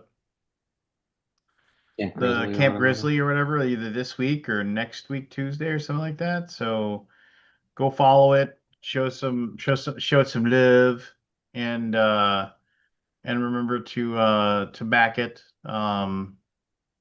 I think like some weirdo like me probably did a video of it for it at one point. So yeah, it has. I mean, it has. It's a lot of fun. So but other than that, oh, excuse me. So I am exhausted. I have to catch up on all my sleep. It's crazy how much you lose out on the everything that happens. So. Yeah.